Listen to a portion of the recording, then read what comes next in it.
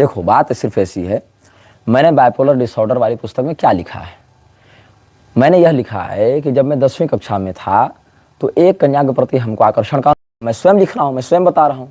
क्यों बता रहा हूँ? ताकि लोग समझें कि किस प्रकार से के अलग अलग पड़ाव में व्यक्ति के मन में अलग अलग प्रकार के विचार आते हैं, अलग अलग प्रकार की भावनाओं से संघर्ष करता है। हर व्यक्ति के साथ ऐसा है, किसी न किसी अंश में। मेरे, आपके या किसी और के साथ में छोड़ दो, ऋषि महर्षियों के साथ भी अलग अलग प्रसंगों में देवर्षि नारद, भगवान वेदव्यास, भगवान पराशर, भगवान विश्वामित्र, ये सब भी अलग अलग प्रसंगों में, शुक्राचार्य, इस प्रकार के माया में फंसे हैं। लेकिन क्या हमने, जिस कन्या के प्रति हमको आकर्षण का अनुभव भी हुआ, क्या हमने कभी उसका फोन नंबर अपने पास रखा उस प्रकार से अवैध रूप से? क्या हमने उसका कोई फोटो अपने पास अवैध रूप से रहा? क्या हम स्वयं उसका कोई पीछा किया या उससे कोई बात करने गए? नहीं। क्या हमने कभी उसके साथ विवाह करने का या मतलब जो आज की भाषा में लोग कहते हैं घूमने फिरने इत्यादि जाने का प्रयास भी किया? नहीं, कुछ नहीं। हाँ, हमने यह कहा है, उसमें क्या तुम पूरा विषय क्यों नहीं पढ़ रहे हो? मैं तो चाहता हूं तुम मेरे पुस्तक से उस अंश को पूरा निकाल कर पढ़ो, सबके सामने रीडिंग दो। हाँ, सबके सामने रीडिंग दो, और नहीं दे सकते तो मैं पढ़कर बताता हूँ। ठीक है, मैं स्वयं पढ़कर बताता हूँ। मैं तुमको स्वयं पढ़कर बताता हूँ। बाइपोलर से बता रहे हो ना, पेज नंबर तो मुझे स्वयं भी खोजना पड़ेगा, बाइपोलर की पीडीएफ मुझे थोड़ी निकालनी पड़ेगी।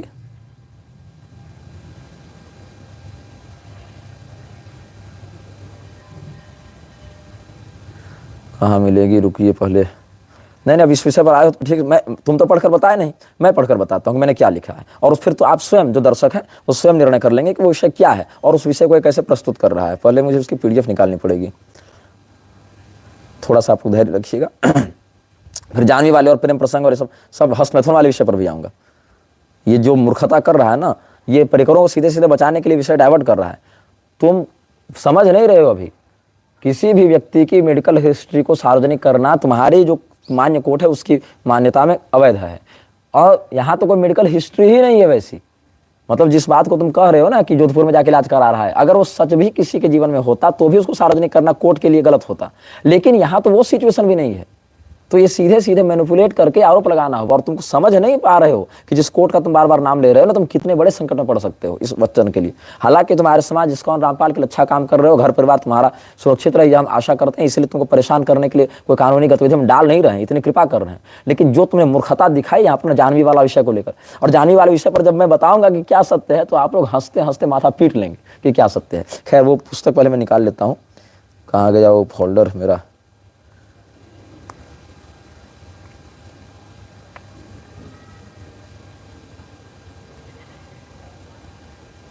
पब्लिश्ड बुक्स, बाइपोलर का कहाँ गया वो, द बाइपोलर सब ब्लडशेड विद इन।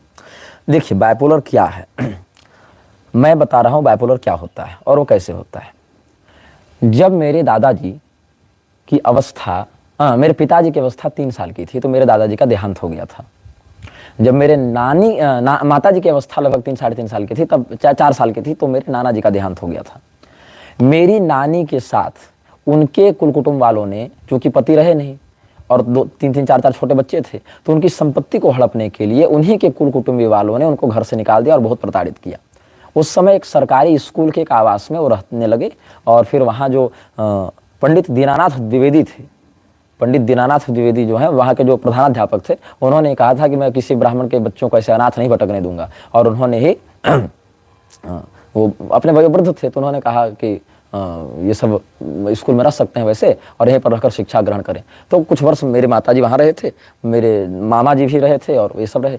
बाद में उस घटना के कारण, उनके बार बार प्रताड़ना के कारण और सामाजिक शोषण के कारण, जिसमें एक बहुत बड़ा वर्ग वहाँ पर जो कथित रूप से दलित लोग थे, उन्होंने ही इतना अधिक मानसिक प्रताड़न किया, सारी संपत्ति छीन ली, दर दर भटकने के लिए, यहाँ तक कि भिक्षाटन करके भोजन करने के लिए व्यवस्था कर दिया था हमारी नानी को। जब भीख मांगकर कहीं से मांग कर लाओ तो कुछ खा पाते थे, ये हाल। और उस स्थान से निकलकर हमारे मामा सब अच्छे शिक्षक बने, आज असिस्टेंट प्रोफेसर इत्यादि सब बने, उस संघर्ष से निकलकर। तो कहने का मतलब है कि आधुनिक शिक्षा व्यवस्था का हम समर्थन नहीं करते हैं, लेकिन कम से कम उस संघर्ष से निकलकर बिना किसी नशेबाजी, व्यसन या कलंक में फंसे हुए एक जीवन उन्होंने बनाया, जो आधुनिक समाज की व्यवस्था है। लेकिन इससे एक बहुत बड़ा परिणाम क्या हुआ कि मेरी माताजी के मन में एक ट्रॉमा बैठ गया, जो चाइल्ड ट्रॉमा होता है। मेरे पिताजी का जो पास्ट रहा बचपन में, वो भी ऐसा ही रहा। मेरे दादाजी के निधन के बाद घर में बहुत अधिक आर्थिक विपन्नता होना और दीर्घकाल तक साधना में लगे रहना पिताजी का वैराग्य प्रवृत्ति में, फिर मेरी दादी जी के कहने पर उनका विवाह इत्यादि में प्रवृत्त होना। लेकिन इससे एक क्या हुआ, मेरी माता जी के मन में जो ट्रॉमा बैठ गया, उससे बाइपोलर डिसऑर्डर ट्रिगर होता है। बाइपोलर डिसऑर्डर करता क्या है, आपके मन की दो अलग अलग भावनाओं को अचानक से घटा देगा या बढ़ा देगा, बस इतना ही है। ये कोई पागलपन नहीं है। जिस व्यक्ति ने पूरी पुस्तक लिख रखी है बाइपोलर पर ना, उससे अधिक तुम नहीं जान रहे हो केवल टाइटल देकर। बाइपोलर डिसऑर्डर का अर्थ ये नहीं कि पागलपन है, व्यक्ति पागल है, ऐसा नहीं है। कोई एक भावना, जैसे प्रसन्नता एक भावना है, उदासी उसका विपरीत भाव है। तो कभी वो व्यक्ति बहुत अधिक प्रसन्नता वाले भाव में अपने आप को अनुभव करेगा और कभी अचानक से बहुत अधिक उदासी वाले भाव में भी अनुभव कर सकता है, या कभी बहुत अधिक क्रोध और कभी बहुत अधिक सौम्यता, एक दोनों अलग अलग भावना हो गई। तो वह व्यक्ति कभी बहुत अधिक अपने आप के अंदर क्रोध का भाव अनुभव कर सकता है या बहुत अधिक सौम्यता और उपेक्षा का भाव अनुभव कर सकता है। ये कुछ उदाहरण हमने दिए। इसमें बहुत सारे हिस्से, इसमें सेक्सुअल डिसऑर्डर भी हो सकता है, जैसे कोई व्यक्ति बहुत अधिक कामुक हो सकता है और कोई व्यक्ति बहुत अधिक मतलब एकदम क्या कहें काम के प्रति उदासीन हो सकता है अलग अलग समयों में। कोई व्यक्ति बहुत अधिक डिप्रेस्ड हो सकता है, कोई अधिक बहुत अधिक मैनियक हो सकता है। ये सब स्टेजेज हैं इसके। या कोई व्यक्ति बहुत अधिक भोजन करने वाला हो सकता है और अगले ही दिन वो व्यक्ति बहुत कम भोजन करने वाला हो सकता है। और ये मेरे जीवन में है भी। जो लोग मुझे भोजन कराते हैं, जहाँ पर भी मैं भोजन करना उचित मानता हूँ, वो जानते हैं कि किसी दिन मैं 2 रोटी खाता हूँ, अगले दिन मैं वहीं पर 10 रोटी खा लेता हूँ। और इस बात को मैं मंच पर भी कहा था एक बार मोहगांव में, जब मैं श्री रामचरितमानस की कथा कह रहा था, तो मैंने कहा था कि भाई कल 2 रोटी खाए, आज उस दिन तो 10 भी नहीं, उस दिन तो मैंने लगभग 15-16 रोटियां खा के दी थी। तो जो मेरे भोजन बना रहे थे वो भंडारी बोले, गुरु जी ये अचानक से इतना आहार कैसे बढ़ गया? मैंने कहा वो एपेटाइट डिसऑर्डर है ना, तो कई बार 2 ही रोटी खाऊंगा और कई बार 15-16 खा जाऊंगा। तो ये है बाइपोलर डिसऑर्डर का मेरे जीवन में ये है अर्थ, और उसको मैंने इसी पुस्तक में स्पष्ट किया। लेकिन तुम वो बात क्यों नहीं बता रहे हो? तुम वो बात बताओ ना कि यहाँ पर क्या अर्थ है। तो ये कैसे हुआ? मेरी माताजी के, और ये हेरिडिटरी भी बिलोंग करता है, मेरी माताजी के ट्रॉमा के कारण, वो जो उनके मन में जो इस प्रकार की भावनाएं बैठती रही, समाज के प्रति जो अत्याचार उनको झेलना पड़ा समाज के द्वारा, उसके कारण जो भावना बैठती गई, वो कहीं ना कहीं जेनेटिकली हम पर भी ट्रांसफर हुई। और हम पर जब ट्रांसफर हुई तो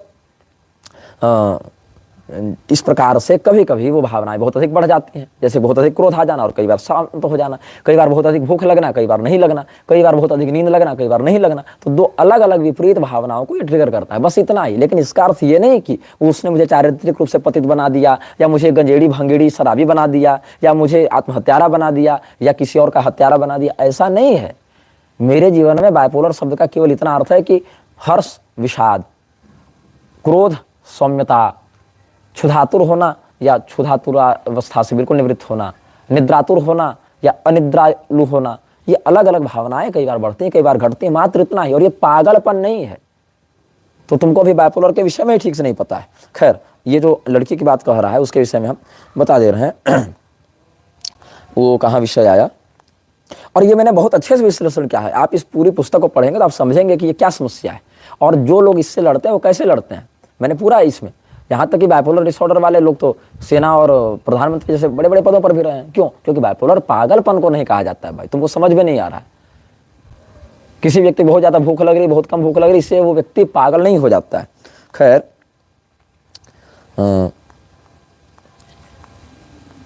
मैं आगे आ रहा हूँ। माय बाइपोलैरिटी, माय बाइपोलैरिटी जो 25वां पृष्ठ, वहां मैंने क्या लिखा है? My bipolarity is born to a specific genre. The strict training provided by my parents never let me go out of my moral limits and values. कि मेरा बाइपोलर होना जो है वो एक स्पेसिफिक कैटेगरी में आता है। अच्छा, आप गौर करेंगे इतिहास में ही बहुत से ऐसे व्यक्ति जो कलात्मक क्षेत्रों में अच्छे लेखक, क्योंकि बाइपोलर डिसऑर्डर एक काम करता है कि आपकी क्रिएटिविटी को, आपकी कलात्मकता को बहुत बढ़ा सकता है। ये इसमें एक है। तो बहुत बड़े बड़े संगीतज्ञ, बहुत बड़े बड़े पेंटर्स या साहित्यकार, लेखक, कॉलमिस्ट, ये सब भी बाइपोलर से ग्रस्त बताए जाते थे, क्योंकि ये उनकी उस रचनात्मकता को एक नया आयाम देता था। ये बात है। तुम इतिहास में या ऐसे कोई ऑथराइज जर्नल इत्यादि में, जो मेडिकल जर्नल से, वहां तुम पढ़ो। जैसे मैं बता रहा हूं, मेरे माता पिता का दिया गया मेरे प्रति जो कठोर प्रशिक्षण है वो कभी भी मुझे मेरी नैतिकता और मूल्यों से बाहर जाने की अनुमति नहीं देता है। ये मैंने स्पष्ट लिखा है। 25वें पृष्ठ के जो सेक्शन है माय बाइपोलैरिटी, उसके पहले ही परिच्छेद में हमने लिखा है, I always monitor myself very deeply and I myself think to be the best guide to mind. मैं अपने कर्तव्यों को, अपने क्रियाओं पर बहुत गहरी नजर रखता हूं और मैं अपना सबसे अच्छा मार्गदर्शक हूं। कैसे हूं? मैंने अपने व्यक्तित्व में दो पात्रों को बनाया है। I have developed two sides in my personality, one is mentor and the other is follower. एक मार्गदर्शक है, दूसरा उसका अनुयायी है। मेरे व्यक्तित्व में मैंने अपने मन में दो हिस्से कर रखे हैं, एक मार्गदर्शक है, दूसरा उसका अनुयायी है। जब भी मेरे जीवन में ऐसा कोई काम, क्रोध, लोभ इत्यादि का विषय आता है तो मैं स्वयं को फॉलोवर बना लेता हूँ और मेंटर से अपने ही मन में सलाह लेता हूँ कि मुझे इसमें क्या करना चाहिए। फिर वो बताता है कि धर्म का यह मत है, शास्त्र का यह मत है, ये करोगे ये होगा, ये करोगे ये होगा, और वो मेरी रक्षा करता है। इसको आप विवेक भी कह सकते हैं, स्वविवेक। न देवादंड मादाय रक्षन्ति पशुपालवत यम तु रक्षितुमिच्छन्ति बुद्ध्यासं विभजन्ति तम। ये बात है, मैं पूरा अच्छे से पढ़ कर बताऊंगा मैंने क्या लिखा है। जैसे कि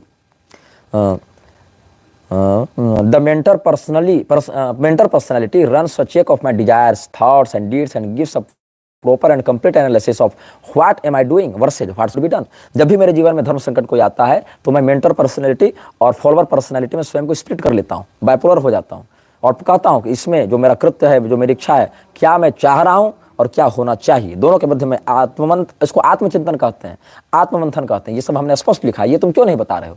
बताओ ना। केवल बाइपोलर शब्द अगर तुम मुझे पागल घोषित करने आ गए, मुझे हस्तमैथुन करने वाला घोषित करने आ गए, तुम पूरे पुस्तक में एक पैराग्राफ तो दिखाओ जहां ये लिखा है कि मैं हस्तमैथुन करता हूं।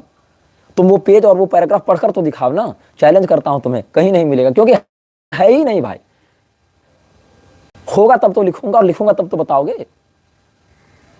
तो तुम जो हो उस अंश को हाईलाइट करके क्यों नहीं बता रहे हो? पढ़कर बताओ ना कि देखो निग्रहाचार्य या श्री भागवतानंद ने, या जो मानता हो भागवतानंद ही बोलो ना तुमको अगर मन है तो। बाइपोलर वाली पुस्तक में इस पेज पर देखो क्या लिखा है, ये लिखा है, पढ़कर बताओ ना लोगों को।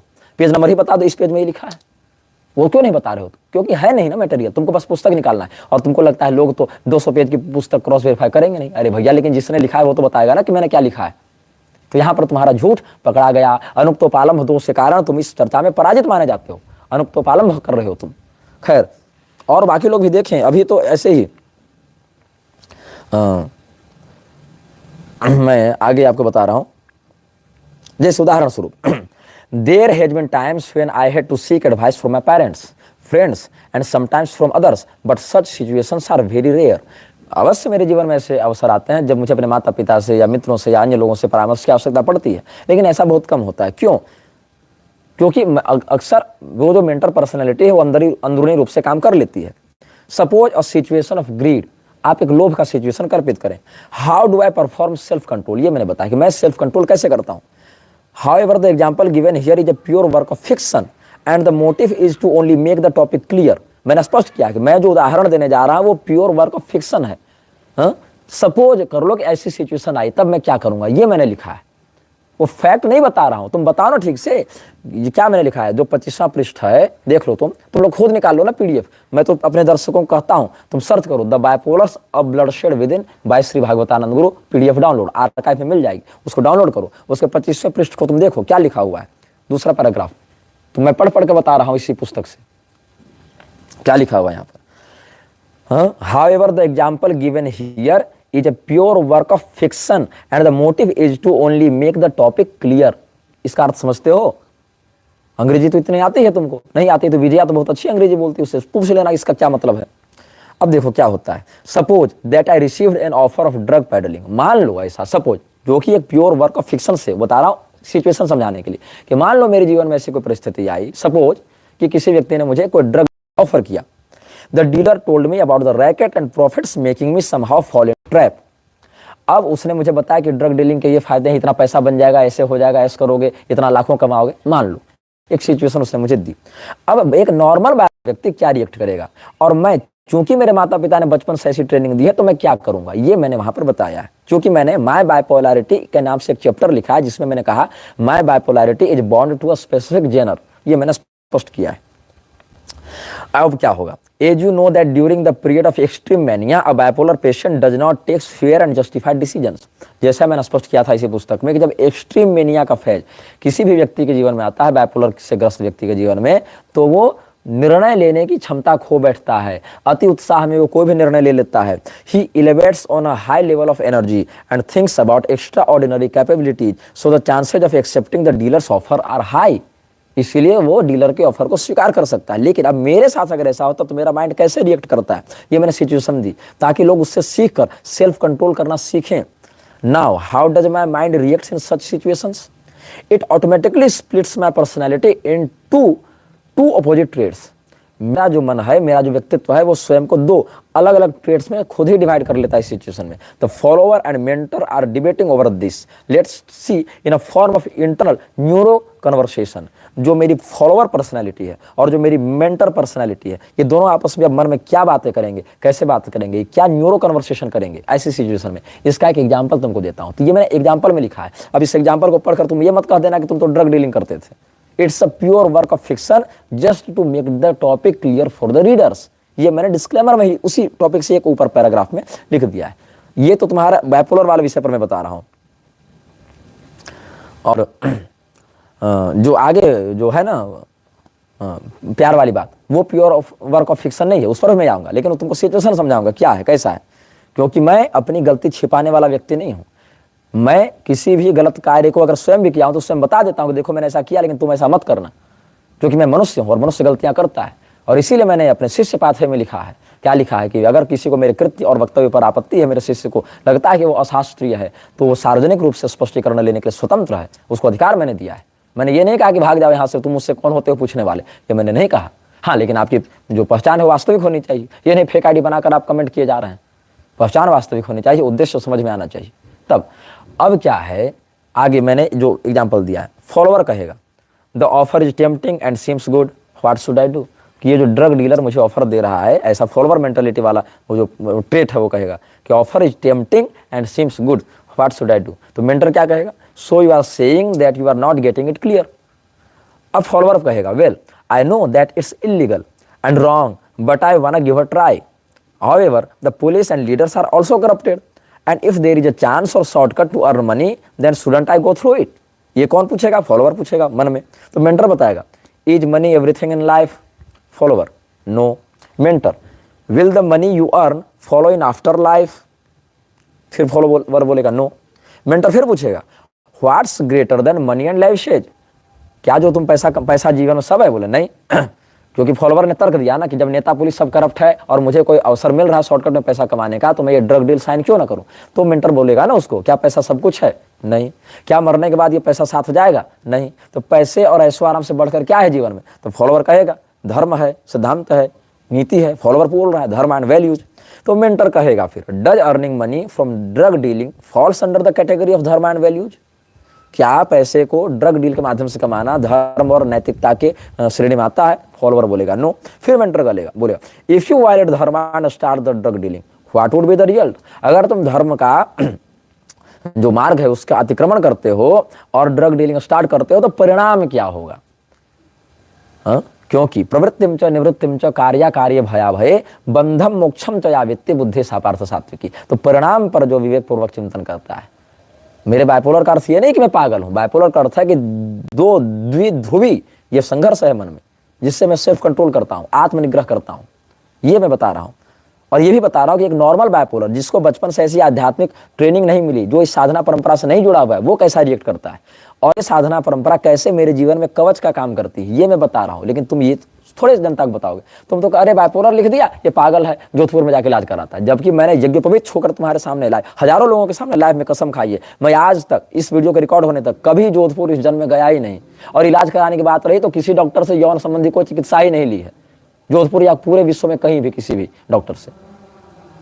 डॉक्टर मतलब आयुर्वेदिक एलोपैथिक के सब डॉक्टर, मतलब ऐसा नहीं कि कंपाउंडर से जाकर कह दिया कि दवा दे दो, ऐसा भी नहीं। मतलब किसी मेडिकल शॉप में भी जाकर ऐसा नहीं कहा कि भाई डॉक्टर, अब तुम कह सकते हो ना कि डॉक्टर से नहीं मिला लेकिन कंपाउंडर से आप दवा ले लिए, दवा दुकान से ले लिए, वो भी नहीं। मतलब उस एक्सट्रीम लेवल तक मैंने स्पष्टीकरण दे दिया है जिसकी आवश्यकता नहीं थी, फिर भी शपथ पूर्वक मैं कह दे रहा हूं ये बात। अब इसके बाद कोई आरोप लगाएगा तो तुम जो भी दर्शकगण हो इसी वीडियो को बता देना। अब आगे क्या है, if you violate dharma and start the drug dealing what would be the result. तब रिजल्ट क्या होगा। तो फॉलोअर बोलता है, I will be a cause of making people addicted and devastated. मैं कारण बनूंगा लोगों की जिंदगी को बर्बाद करने का, लोगों के जीवन को नष्ट करने का। I might be prosecuted by law making me lose dignity and respect. It will make me feel guilty for whole life and even after death I will be punished by Yama. मतलब ये हो सकता है संभावना कि मुझे यहाँ कानून में भी दंड मिले, जिससे सामाजिक प्रतिष्ठा समाप्त हो जाएगी और मुझे जीवन भर ग्लानि भी रहेगी इस बात की, और मरने के बाद भी यमराज के यहाँ मुझे दंड मिलेगा। ये कौन बोला? फॉलोवर बोला। तब मेंटर कहता है, now you are strong enough to take a decision. हाँ, अब तुम एक निर्णय लेने के लिए पर्याप्त मजबूती के साथ खड़े हो। Thus I decided to reject the offer. अब ऐसे मैं ऑफर को रिजेक्ट करूंगा। ये पूरी प्रोसेस मैंने समझाई। इसीलिए मेरा जो फॉलोअर पर्सनैलिटी है उसके 3 स्पेसिफिकेशन है। It can be lured in greed और एंगर। मेरी जो फॉलोअर पर्सनैलिटी है उसको गुस्सा आ सकता है, उसके अंदर लोभ, काम, क्रोध आ सकते हैं, उसको आकर्षित किया जा सकता है। दूसरा, it never contempt the mentor. Mentor की बात का अतिक्रमण ये कभी नहीं करता है, कंटेम्प्ट नहीं करता है मेंटर पर्सनैलिटी को। मेंटर पर्सनैलिटी मतलब शास्त्रीय विवेक, और फॉलोअर पर्सनैलिटी मतलब सामाजिक जो चल रहा है, नॉर्मल जनरेशनल मेंटलिटी, वो। तो शास्त्रीय विवेक का ये फॉलो कर, इसलिए फॉलोवर है और ये मेंटर है। ऐसे मैंने समझाया है सारी बातों को। तो जो मेरी फॉलोवर पर्सनैलिटी है सामाजिक, उसके 3 विशेषताएं मैंने लिखी हैं। इसको लोभ आ सकता है, क्रोध आ सकता है, काम आ सकता है, अहंकार आ सकता है, कुछ भी आ सकता है, अविद्याग्रस्त है। और लेकिन इसमें क्या बात है, मेंटर के विरुद्ध जाकर काम नहीं कर सकता है। और तीसरी बात, if a wrong deed is done it accepts the guilt and tries not to repeat it. अगर कोई गलत काम ये कर भी लिया है तो उस गलती को स्वीकार करता है और उसको प्रयास करता है कि दोबारा न दोहराया जाए। अब इसकी मेंटर की क्या है, it can't be lured in greed और एंगर। इसको लोभ या क्रोध के वशीभूत नहीं किया जा सकता है, क्योंकि शास्त्रीय विवेक का पक्ष है। इट ऑलवेज एडवाइज्ड स्ट्रिक्टली और according to the rules of Sanatan Dharma. ये सनातन धर्म के नियमावली के बिल्कुल बिना किसी समझौते के कठोरता से सलाह देता है। It thinks beyond the worldly desires and evils. हाँ, ये जो है वर्ल्डली डिजायर्स, जो सांसारिक ऐश्वर्य है और जो इच्छाएं हैं और दुष्टता है, उससे परे है इसका अस्तित्व। ये दोनों मैंने स्पष्ट किया। ये बाइपोलर का मैंने लिखा है। ये तुम क्यों नहीं बता रहे हो? सेलेक्टिव बातें क्यों बता रहे हो? और वो भी उन बातों का दावा करो जो लिखी भी नहीं है। जो लिखी है वो बात बता नहीं रहे, और जो नहीं लिखी है उसका दावा करते हो, लेकिन कहाँ लिखी है इसको प्रमाण भी नहीं देते। भाई इस पेज में, इस पैराग्राफ में देखो लिखा है, ऐसा कहना चाहिए ना। और तुम वीडियो बना रहे हो कि रिसर्च करके हम बता रहे हैं, काट प्रमाण बता रहे हैं। ये हाल तो तुम्हारा बाइपोलर वाला विषय पर हो गया। अब जानने वाले विषय पर भी बोलेंगे। ऐसी फैब्रिकेटेड कॉल रिकॉर्डिंग भी तुम सुना सकते हो। अरे भैया, मुझे तो लोगों ने इसी सोशल मीडिया में बड़ा ही घोषित कर दिया। अभी सलीम खान मुसलमान मुझे घोषित कर दिया किसी मूर्ख ने। और छोड़ो, तुम लोग तो बहुत नीचे स्तर पर हो। राम भद्राचार्य जैसे बड़े पद मतलब जिसके लाखों फॉलोवर्स हैं, वो व्यक्ति ऑन टेलीविजन ये कह रहा है कि इसका नाम तो कृष्णकांत था पहले। इतना बड़ा झूठ, जबकि मेरा नाम इस जन्म में क्या, पिछले जन्म में भी कृष्णकांत नहीं रहा था, लेकिन कह रहा है कि इसका नाम कृष्णकांत था। भागवतानंद कैसे बन गया? अरे भैया, तुम मेरे गांव जाकर कहो ना, कृष्णकांत नाम का कोई अस्तित्व ही नहीं है। तुम मेरे बर्थ सर्टिफिकेट को देख लो ना, बचपन से 4 साल 5 साल 6 साल वाला इंटरव्यू तो है ही। कहाँ कृष्ण है भाई, जो बाद में भागवतानंद बन गया? लेकिन रामभद्राचार्य जैसे लेवल पर बैठकर व्यक्ति अगर ऐसी मूर्ख कर सकता है, तो तुम तो फिर भी नीचे हो। और तुम कहते हो तुम अकाट्य सत्य बोलते हो, सत्यापित बात बोलते हो। हाँ, और तुम कहते हो कि मैं रिसर्च करके बता रहा हूँ, हड़बड़ी में नहीं बता रहा हूँ। ये तो तुम्हारी औकात है रिसर्च की। अभी तो केवल बाइपोलर पर चल रहा, अभी जानवी वाला विषय आएगा तब ना। खैर तो मैंने क्या कहा, A verse in Srimad Bhagavad Mahapurana states that unlike the shepherd, gods never protect you holding a staff alongside. They just gift of sheer mind and buddhi to the person they want to protect. In Bharat, such ability is known as Panda और विवेक। वो भागवत महापुराण का श्लोक है ना, न देवादंड मादाय रक्षन्ति पशुपालवत्। और ये इस सब में भी है। मुझे लग रहा है कि महाभारत में भी है। अगर भागवत वाला विषय जो है महाभारत में भी है, मुझे ऐसा पढ़ा हुआ लग रहा है। अगर मैं तो बता दीजिएगा, लेकिन नौ देवादंडमादाय रक्षन्ति पशुपालवत् वाला ही ये यहाँ पर मैंने भाव रखा है। यम रक्षितुम क्षमते बुद्ध्या संविभजन्ति तम। अब मैं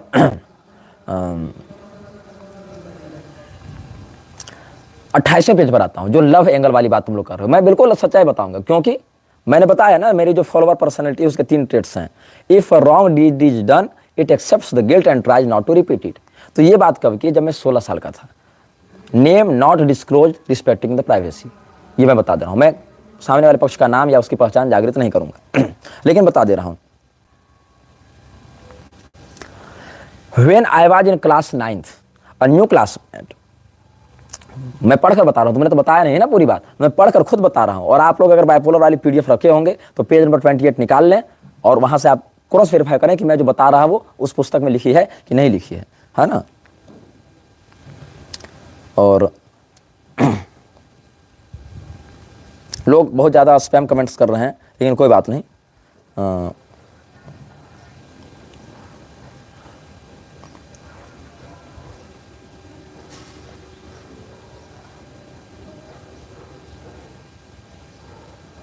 पूरी पीठ, हाँ हाँ वो कह रहा है ना, I fell in love but couldn't succeed. ये क्या है? तो मैं बता रहा हूँ, पढ़ते तो जा रहा हूँ, वहां तक टॉपिक पहुंचने तो दो। अरे बता तो रहा हूँ ना, आगे आ तो रहा हूँ उस विषय पर, तुम सुनो तो। केवल कमेंट करके मुझे नीचा क्यों दिखा रहे हो? बोलने ही तो बैठा हूँ ना। तो मैंने क्या लिखा है, when I was in class 9th a new classmate, जिसका नाम डिस्क्लोज नहीं किया जा रहा है प्राइवेसी कारण, उसमें लिख दिया name not disclose respecting the privacy. अब उसके शादीशुदा बाल बच्चे सब हो जाएंगे तो बाद में क्यों उसको कहीं घसीटना। तो most scoring in exams and an eye star to the teachers was introduce. जब मैं 9वीं कक्षा में था तो मेरी कक्षा में एक क्लासमेट नया एडमिशन आया जो क्लास में सबसे अधिक नंबर भी स्कोर करता था, और यही कारण है कि शिक्षकों का चहेता भी। स्त्री मतलब लड़की थी। We completed our matriculation together but despite spending 2 years I talked to her only 4-5 times। हम लोग साथ में 2 साल पढ़े, साथ मतलब हम और केवल वो नहीं, भाई क्लास में तो 26 बच्चे हैं ना, तो वो भी पढ़ रही, हम भी पढ़ रहे हैं। तो क्या हुआ कि दोनों मैट्रिक साथ में दिए थे, उसी क्लास में पढ़ रहे थे, लेकिन इन 2 वर्षों में हम मुश्किल से 4 से 5 बार ही कोई बात किए होंगे, जो कि क्लास में साथ में पढ़ना है तो बात तो होगी ना, कोई सूचना देनी है, पूछनी, कुछ बात तो ऐसे होगी, नॉर्मल है। आप अगर 2 साल सेम क्लास में पढ़ रहे हैं तो कभी तो बात करेंगे, तो 4-5 बार ही ऐसा हुआ, ये मैंने लिखा है। As I was crossing my adolescence I got sexually attracted towards her. ये मैंने खुद लिखा है, मैंने अपनी सिचुएशन बताई है कि जब मैं अपने किशोरावस्था में था, तो आप सब जानते हैं कि हर व्यक्ति जानता है, अगर वो नपुंसक या समलैंगिक नहीं है तो, और समलैंगिक है तो भी किसी के प्रति सेक्सुअली अट्रैक्ट हो सकता है। उसके जीवन में उसके हार्मोन्स ऐसे बनते हैं, उसके जीवन में वह यौवन का ऐसा अनुभव होता है जीवन में कि कोई व्यक्ति किसी भी के प्रति यौन रूप से लगता है कि मैं उसके प्रति आकर्षित होता जा रहा हूं, ऐसा अनुभव करता है। लेकिन क्या उसका अर्थ व्यभिचार है? नहीं। क्या वहां सेल्फ कंट्रोल नहीं है? बिल्कुल है। कैसे? मैंने स्पष्ट किया है। But my attraction was not immoral और इलीगल। ये मैंने खुद लिखा है, उसको अनैतिक या गैरकानूनी नहीं कहा जा सकता है। आई जस्ट लव्ड वाचिंग हर। मुझे उसको देखना अच्छा लगता था, बस मैं देखता था बस ऐसे, लेकिन उसको देखने के पीछे कोई कुदृष्टि नहीं थी, ये मैंने स्पष्ट किया है। No thoughts of future like marriage were in my mind. ये जो दिवा स्वप्न देखते रहते हैं ना कि शादी करेंगे, ये करेंगे, वो करेंगे, वो सब कुछ नहीं था, बस देखना अच्छा लगता था। क्योंकि किशोरावस्था की उस अवस्था में सेक्सुअली अट्रैक्ट जो हार्मोनल उतार चढ़ाव कारण व्यक्ति में होता है, जो हर व्यक्ति के जीवन में नॉर्मली है भाई। अगर हार्मोन बनेगा उस अवस्था में, 15, 16, 17 साल की अवस्था में स्त्री पुरुष कभी भी किसी के प्रति वैसे आकर्षित हो सकते हैं, ऋषि महर्षि भी होते हैं। हाँ, लेकिन वहां देखना है कि क्या उस व्यक्ति ने व्यभिचार का आश्रय लिया या संयम का आश्रय लिया। मन भटका तो अभ्यास से न तो कौमते वैराग्येण च गृह्यते। भगवान क्या कहते हैं कि हे अर्जुन, ये बात सत्य है, मन को असंशयं महाबाहो मनो दुर्निग्रहम चलम। मन का निग्रह करना बहुत कठिन है अर्जुन, लेकिन अभ्यास से वश में होता है। तो भैया अभ्यास तो कर ही रहा था मैं ना। और 15-16 साल की अवस्था में जब हार्मोन बनेंगे तो ऐसा जब अनुभव करेगा व्यक्ति आकर्षण का, तो अभ्यास से उसको नियंत्रित करेगा, है ना। तो मैं क्या आगे लिखता हूं, सुन लो। My classmates told me later that she knew about my feelings but I never dare to have a conversation with her. बाद में मेरे क्लासमेट्स ने कहा कि उसको ऐसा पता था कि तुम्हारे मन में इस प्रकार से उसके प्रति आकर्षण का भाव बन रहा है, लेकिन कभी मैंने उससे इस विषय में कोई बात नहीं की। The same year which was 2013, I encountered my first notable episode of severe bipolar depression which lasted more than 6 months। जब मैंने मैट्रिक दी तो मैं 6 महीने के लिए बाइपोलर डिप्रेशन की अवस्था में चला गया था। मैं घंटों, और चला गया मतलब ये ना मैं गांजा फूक रहा हूं, मैं ड्रग ले रहा हूं, ये नहीं कि हस्तमैथुन कर रहा हूं, ये भी नहीं। मैं जो मैंने कल बताया था ना, जो 50 किलोमीटर पैदल चलने वाली बात, तो मैं पैदल बहुत चलता हूं, बहुत ज्यादा। अगर मुझे कुछ सोचना है तो पैदल चलता हूं, बोलता हूं तो पैदल चलता हूं, यहाँ तक कि मतलब बीमार भी रहता हूँ, बुखार में भी रहता हूँ, तो पैदल चलना मुझे अच्छा लगता है बहुत ज़्यादा। तो वो जो 3 किलोमीटर पहाड़ जाना और आना जो था ना, जो मैंने पिछले लाइफ में बताया था, तो मैं पैदल चलता था और वहाँ जो नदी बहती थी उसके किनारे बैठा रहता था और शास्त्रीय संगीत या उस प्रकार की गजल या वैसा सुनता था। वो हिप हॉप सॉन्ग इत्यादि नहीं, कोई शास्त्रीय संगीत हो या वैसे कोई मध्यम स्वर वाला कोई गजल हो या कोई संगीत हो या कोई बैकग्राउंड म्यूजिक, तानपुरा का, वायलन का, राग भैरवी में, या कौशिकी चक्रवर्ती इत्यादि की बंदिशें बड़ी अच्छी हैं, या रजनी पल्लवी ने मैथिली में बहुत अच्छे अच्छे लोकगीत गाए हैं। जानवी वाला विषय वहाँ से जुड़ा हुआ है, जानवी वाला विषय रजनी पल्लवी के या शारदा सिन्हा के अच्छे अच्छे लोकगीत हैं। उसमें मिथिला के गीत में बहुत सुनता था, मिथिलांचल के लोकगीत, जैसे विद्यापति जी का वो है जय जय भैरवी सुरभयावनी, या जगदम्ब तू ही अवलंब हमर, ये है। और रूसी चलल गौरी, ये सब मैं सुनता था, क्लासिकल सुनता था बैकग्राउंड म्यूजिक में। जगजीत सिंह का वो है बाजूबंद खुल खुल जाए, भैरवी में कितना अच्छा है, जहाँ तक मुझे भैरवी है कि दरबारी है, मैं बहुत अच्छा मुझे लगता है, वो सुनता था। या अम्बे चरण कमल हैं जो तेरे, वो सब हैं। या मेरे अवगुण चितना धरो, ये सब पूरा सुनता था मैं। मेरे पास पूरी कलेक्शन थी जगजीत की, और जो भी उसने वो उसका एक पूरा एल्बम निकला था ना डिवोशनल, वो था। और उसमें कुछ कुछ सामान्य शब्दावली वाले भी गजल थे, नॉर्मल गजल थे, लेकिन वो क्लासिकल बेस्ड थे। जैसे बाजूबंद खुल खुल जाए, ये आध्यात्मिक गाना नहीं है, लेकिन इसमें शास्त्रीयता एक है, शास्त्रीय संगीत की शैली में गाया हुआ है। तो रजनी पल्लवी और माधवी मधुकर और ये क्या जगजीत सिंह, अनूप जलोटा के भी कुछ, हालांकि मैं उसको ज़्यादा पसंद नहीं करता हूँ अनूप जलोटा को, उसकी अपेक्षा जगजीत की आवाज़ में मुझे ज़्यादा गंभीर लगता था। ये सबको सुनना, या बैकग्राउंड म्यूजिक कौशिकी चक्रवर्ती को, ये सबको सुनना, ये सब मैं बहुत करता था उस समय। और घंटों बैठकर नदी किनारे ऐसे बैठा रहता था, पहाड़ देखता रहता था। बस इतना ही मेरा रूटीन था। सुबह उठो, जाओ, नहाओ धो, संध्या करो, बैठ जाओ, घंटों बैठे रहो, भूख लगी घर आ जाओ। 6 महीना ये चला, क्योंकि अचानक से मेरे जीवन में रूटीन बदल गया। जिस स्कूल में मैं रोज जाता था, उस स्कूल से अचानक से मैं निकल गया, मैट्रिक दे दी, अब पास आउट हो गया, किसी दोस्त से कोई परिचय नहीं, कोई काम ही नहीं, समझ में नहीं आ रहा जीवन किधर जाएगा, क्या लिखूं। तब मैंने लेखन प्रारंभ किया था, तब मैंने पुस्तक लिखना आरंभ किया था, और the brief history of immortals of non Hindu civilisations मैंने लिखी थी उस समय। पिताजी ने कहा पहली पुस्तक अंग्रेजी में लिख दो, इससे क्या होगा, तुम आधुनिक समाज में लेखक के रूप में रजिस्टर्ड हो जाओगे, इससे क्या होगा, तुमको ब्रांडिंग करने में, मतलब अपनी पहचान को लेखक के रूप में स्थापित करने में दिक्कत नहीं होगी। तो केवल एक उस लेखक वर्ग में प्रविष्ट होने के लिए लिख दो, ऐसा है। तो मैंने लिखा था उस समय, और लिखा तो अच्छे अच्छे यूनिवर्सिटीज में रिसर्च पेपर्स में उसको साइटेशन में दिया जाता है, उस पुस्तक का नाम, विकिपीडिया के कई पेज में रेफरेंस में उस पुस्तक का नाम दिया जा रहा है। खैर वो तो खैर धार्मिक विषय भी नहीं है। तो मैंने ये बताया कि वो फेज मेरे 6 महीने के डिप्रेशन का था। तो डिप्रेशन में भी मैं कोई गांजा नहीं फूक रहा था, डिप्रेशन में भी मैं कोई दारू नहीं पी रहा था, लड़कीबाजी नहीं कर रहा था, न कोई रात रात भर किसी लड़की से बात कर रहा था, कभी नहीं। मैं बस नदी किनारे बैठता था, बैकग्राउंड म्यूजिक्स में सुनता था। एक उसमें कोल्ड नाम का एक ट्रैक है कोल्ड, जिसमें वायलिन और पियानो का कॉम्बो है, वो बड़ा एकदम सैड है, बहुत ज़्यादा वो स्थैर्य और उदासी वाला है। मुझे विरह रस बहुत अच्छा लगता है, विरह रस, कारुण्य रस, ये सब मेरे प्रिय रस हैं। मुझे हास्य रस और श्रृंगार रस में उतनी रुचि नहीं है। मुझे विरह रस में और वियोग रस में, ये सब जो बातें हैं, कारुण्य रस में, ये सब में मेरा अच्छा लगता है मुझे। तो मैं वो सुनता था, ये बात है। खैर इतना स्पष्टीकरण की आवश्यकता भी नहीं, लेकिन मैंने बता दिया डिप्रेशन वाले समय में। However after 2 years on her birthday, I dared to text her and admitted with apologizing that once I had soft feeling towards her. 2 साल के बाद मुझे ऐसा लगा कि मुझे उससे क्षमा मांगनी चाहिए। क्यों? क्योंकि हालांकि मैंने उससे कोई बात नहीं की, उसका मैंने कभी कुछ ऐसा फोटो इत्यादि लेने का प्रयास नहीं किया, कोई इस विषय में कोई संवाद नहीं, ना कोई योजना पर मैं चल रहा था कि ऐसा करेंगे वैसा करेंगे, लेकिन फिर भी मेरे मन में उसके प्रति आकर्षण तो बना था, जिसको मैं नैतिक रूप से गलत ही मानता था। इसीलिए मैंने उसका नंबर एक मित्र से लेकर उसको सामने से टेक्स्ट किया, और टेक्स्ट करने के बाद उसको बताया कि मेरे मन में ऐसा एक भाव आ रहा था। उसने कहा अच्छा चलो कोई बात नहीं, ठीक है, बस इतना है, ताकि मुझे जो अपराध बोध है वो खत्म हो। ये मैंने किया। न मैंने लड़कीबाजी की, न मैंने दारूबाजी की, न मैंने कोई गांजा फूका, न मैंने कोई चिलम पिया, न मैंने इस बात पर गर्व किया। मैंने कहा कि 15-16 साल की उम्र में ऐसा जो एक भावनात्मक उबाल आया था मेरे मन में, जो कि अंदर अंदर की बात थी, लेकिन गलत मैं मानता हूँ, इमोरल मानता हूँ। हालांकि पूर्णतः इमोरल नहीं है वो, लेकिन फिर भी उतने अंश में भी मेरे मन में वैसा क्यों आएगा भाव। तो मैंने क्षमा मांगी उससे, बताया कि ये मुझसे लगा, मैं तुमसे माफी चाहता हूँ, मुझे ऐसा नहीं सोचना चाहिए था मन में, ऐसे आकर्षण ही नहीं बनना चाहिए था, लेकिन चूंकि बन गया। हालांकि उसके बाद भी मैंने कोई अनैतिक कृत्य नहीं किया था।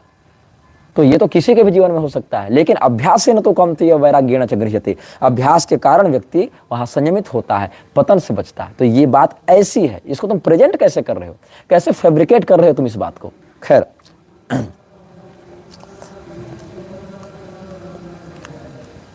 अब आगे और बातों पर मैं कहता हूं।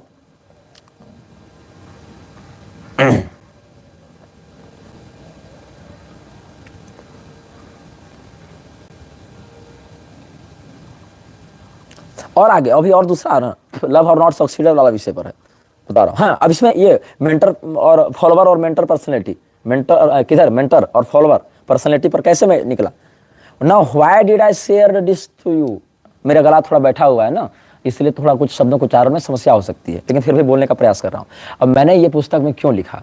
इन most cases a normal person was likely to seek for a phone number और to possess a photo of her, but how did my mind reacted.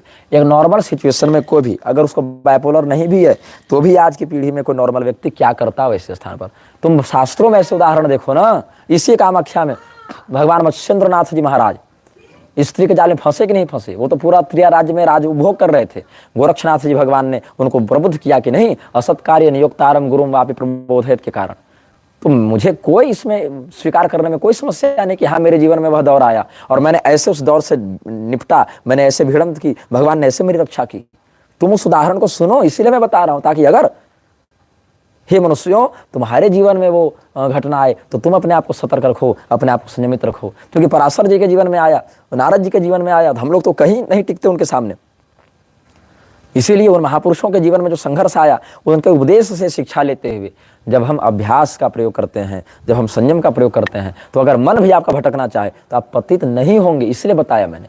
तो एक नॉर्मल सिचुएशन में कोई व्यक्ति जिसको बाइपोलर न भी हो, आज की मेरी जनरेशन में क्या कर रहा है, इसमें क्या कर रहा है, वो उस लड़की का फोटो लेना चाहता साइड से कहीं से, वो उस लड़की का नंबर लेना चाहता, लेकिन नहीं, मैंने ऐसा किया। क्यों नहीं किया? क्योंकि वो फॉलोअर पर्सनालिटी और मेंटर पर्सनालिटी ने आपस में एक कन्वर्सेशन किया, एक न्यूरो कन्वर्सेशन किया, जो मैंने आगे लिखा है।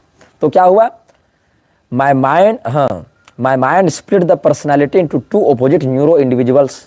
न्यूरो इंडिविजुअल बन गए दोनों। The mentor was at its work. जब मेंटर ने देखा कि भैया मन गड़बड़ा रहा है, इस मन को निग्रह की आवश्यकता है, असंशयं महाबाहो मनो दुर्निग्रहम चलम। तो निग्रह कैसे किया? तो मेंटर पूछता है, सो व्हाट्सअप, क्या चल रहा है भाई? फॉलोअर बोलता है, nothing special, just some sad thoughts, बस कुछ उदासी है मन में। तो मेंटर बोला, but that's not abnormal to you, you have been sad many times before, what's special in this? भाई उदास तो तुम कई बार रहे हो, तो इस वाली उदासी में क्या है ऐसा विशेष कि तुम ज्यादा ही उदास लग रहे हो, बताओ। तो फॉलोअर कह रहा है, feeling more uneasy with uncertainty never like before. इस बार कुछ ज्यादा ही रेस्टलेसनेस है, कुछ ज्यादा बेचैनी है, कुछ ज्यादा ही एकदम अनसर्टेन भाव आ रहे हैं, जैसा पहले अनुभव नहीं किया। तो मेंटर बताता है उसको, you are going through important physical and hormonal changes. तुम्हारा जीवन एक महत्वपूर्ण शारीरिक और रासायनिक हार्मोनल परिवर्तन से गुजर रहा है। This age is a square which might lead to good or even bad। ये वो चौराहा है तुम्हारे जीवन का, जहां से तुम आगे अच्छाई के मार्ग पर भी जा सकते हो और बुराई के मार्ग पर भी जा सकते हो। The feeling you are experiencing is called love.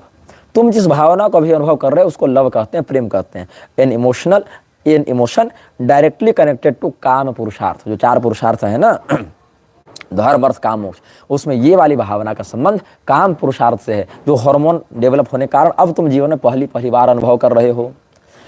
अब you already know about that. अच्छा, उस समय तक मैं काम सूत्र का अध्ययन पूर्ण कर चुका था, वात्स्यायन महर्षि के काम सूत्र का अध्ययन में कर चुका था और पिताजी को बताकर कर चुका था। जब पिताजी बृहदारण्यकोपनिषद पढ़ रहे थे तो उसके अंतिम में गर्भाधान वाला भी प्रकरण है, तो पिताजी वो पढ़ रहे थे, तो मैंने वो सब भी जाना, वहां से वह सब भी सैद्धांतिक बातों को, शांकर भाष्य बृहदारण्यकोपनिषद का गर्भाधान वाला प्रकरण। क्योंकि इधर तो बायोलॉजी पढ़ा ही रहे ना, सेक्स एजुकेशन, आधुनिक शिक्षा वाले, तो भैया जब बायोलॉजी पढ़ा ही रहे सेक्स एजुकेशन वाले, तो शास्त्रीय पद्धति से सीखो ना कि कैसे क्या शास्त्र कहते हैं।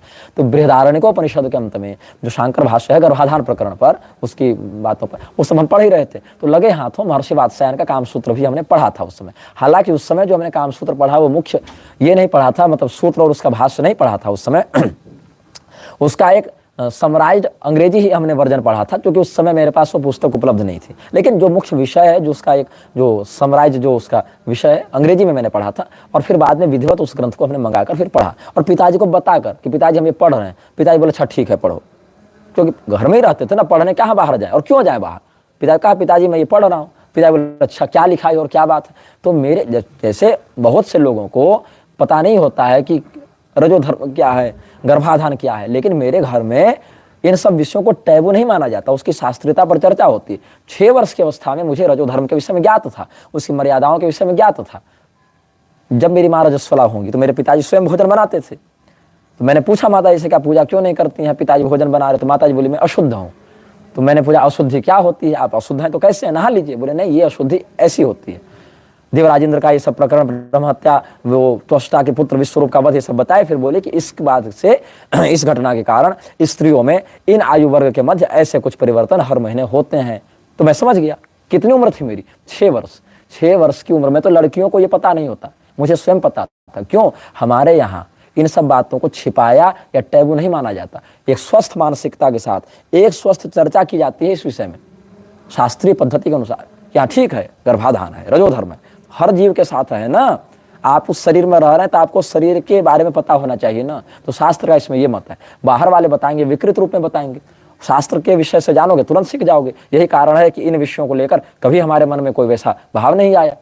जिन विषयों पर लोग बात करने से हिचकते हैं, मैं उनको उस पद्धति से जान चुका हूं बहुत पहले, जब काम भाव का उदय ही नहीं हुआ था, तब भी गर्भाधान और रजोधर्म इत्यादि विषय में हमको ज्ञात था। हाँ, तो ये मेंटर पर्सनैलिटी ने फॉलोवर को बताया कि तुम काम पुरुषार्थ के विषय में तो सैद्धांतिक रूप से जान ही रहे हो, अब तुम उसको अनुभव कर रहे हो हार्मोनल चेंज के कारण। तो यही वो चौराहा है जो तुमको अच्छाई की ओर ले भी जा सकता है और बुराई की ओर भी ले जा सकता है। ये सब मैं बताऊंगा, आप सब इसको सीखिए, क्योंकि हर व्यक्ति के, आपके बाल बच्चों के जीवन में ऐसे अवसर आ सकते हैं। हाँ, आपके बाल बच्चों के आपके जीवन में भी आए होंगे।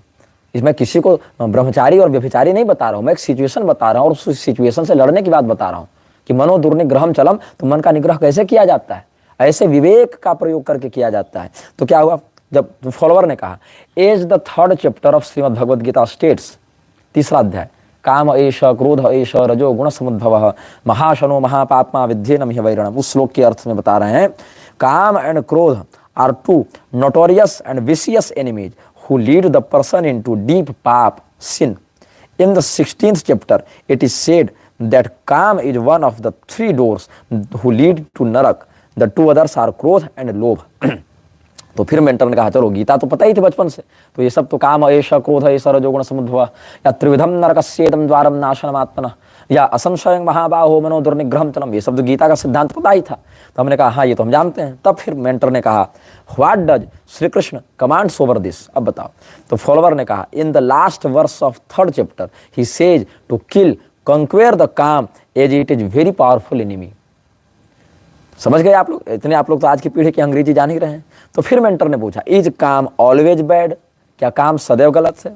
फॉलोवर ने फिर बताया no, in the 7th chapter Sri Krishna says that Kam, if regulated by dharma, becomes divine and considered to be a form of Krishna himself.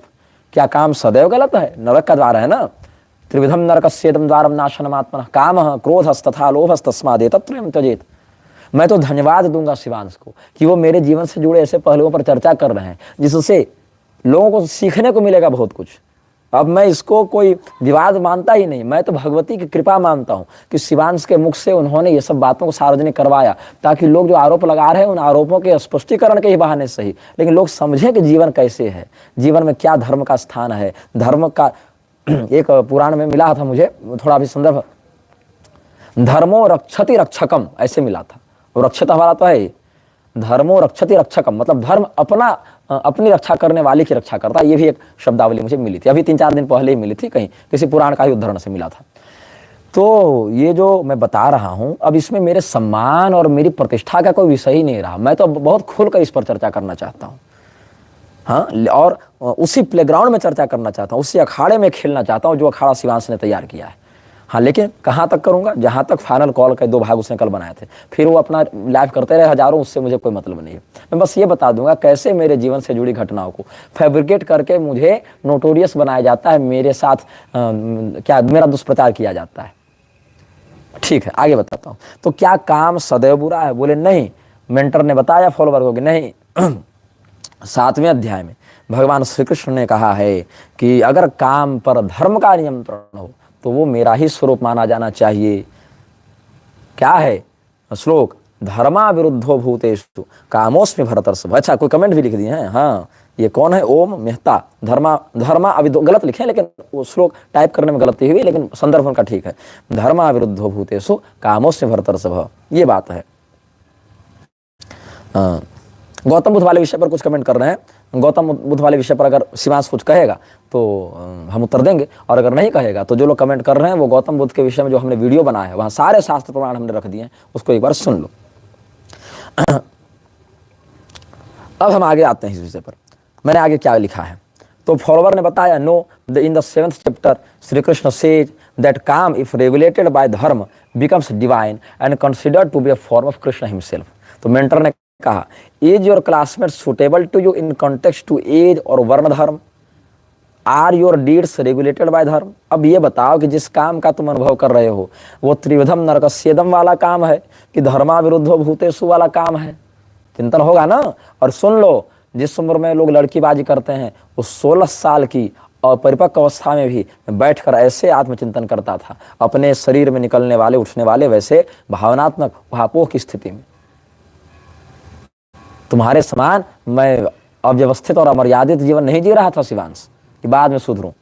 खैर, तो शिवांश वाली वीडियो को मैंने रोक ही दिया, अभी इस विषय पर ही ये लाइव जो है वो करूंगा मैं अभी, जब तक ये संभव होगा करना, फिर कुछ थोड़ा विश्राम करके भगवती का मध्याह्नकालीन श्रृंगार इत्यादि करके फिर आऊँगा इस विषय पर आगे। खैर, तो मेंटर ने पूछा, मतलब विवेक ने पूछा अनुयायी से, मेंटर ने पूछा, जो मार्गदर्शक है उसने पूछा फॉलोवर वाली मेंटेलिटी से, अच्छा ठीक है बताओ कि क्या वो जो क्लासमेट है वो उम्र की दृष्टि से, क्योंकि उम्र में हमसे साल भर 6 महीना बड़ी होगी, तो उम्र की दृष्टि से या वर्ण धर्म की दृष्टि से क्या वो तुम्हारे अनुकूल है, क्या तुम्हारा यह चिंतन या कृत्य धर्म के अनुकूल है? तो मैंने कहा नहीं। फॉलोवर ने, मतलब दोनों तो मैं ही बोल रहा हूँ ना, मेंटर पर्सनैलिटी भी मेरी है बाइपोलर में और फॉलोवर भी मैं ही हूँ, तो फॉलोवर पर्सनैलिटी ने कहा no, desiring her can lead me to the depth of spiritual fall resulting into losing my authority as ब्राह्मण।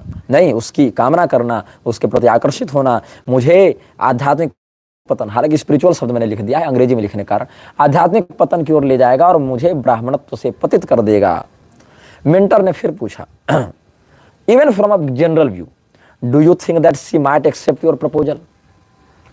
मेंटर ने पूछा, अच्छा चलो धर्म को रहने दो, केवल अगर नॉर्मल समाज के व्यवहार की दृष्टि से भी कहें तो अगर तुम कह देते हो उससे कि मैं तुमसे प्रेम करता हूं तो क्या वो स्वीकार कर लेगी? फॉलोवर का never, well I am not going to propose her, I am trying hard to forget her. Follower ने कहा कभी वो स्वीकार नहीं करेगी, और वैसे भी मुझे प्रपोज इत्यादि वाला कोई विषय ही नहीं यहाँ पर, मैं तो उसको भूलने की चेष्टा कर रहा हूँ। तो मेंटर ने कहा, what do you want now? अब तुम क्या चाहते हो?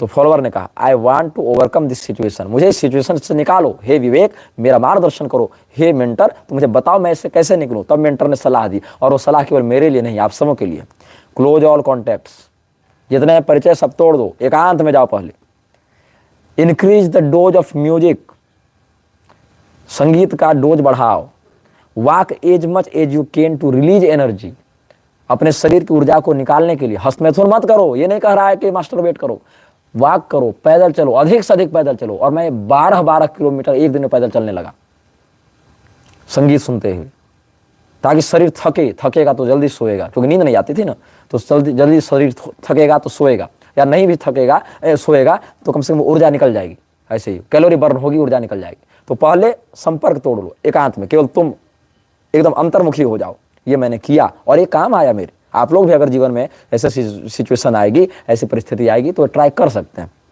संगीत का डोज बढ़ाओ, उससे मन केंद्रीकृत रहेगा, भटकेगा नहीं। पैदल अधिक से अधिक चलो, spend your time away from family, परिवार से थोड़ा दूर रहो। पता नहीं उसने ऐसा क्यों कहा था मेंटर ने, लेकिन मैंने काम किया ये वाला। रीड ग्रंथ शास्त्र, स्टार्ट राइटिंग समथिंग, और उसी समय this is how and when I became an author.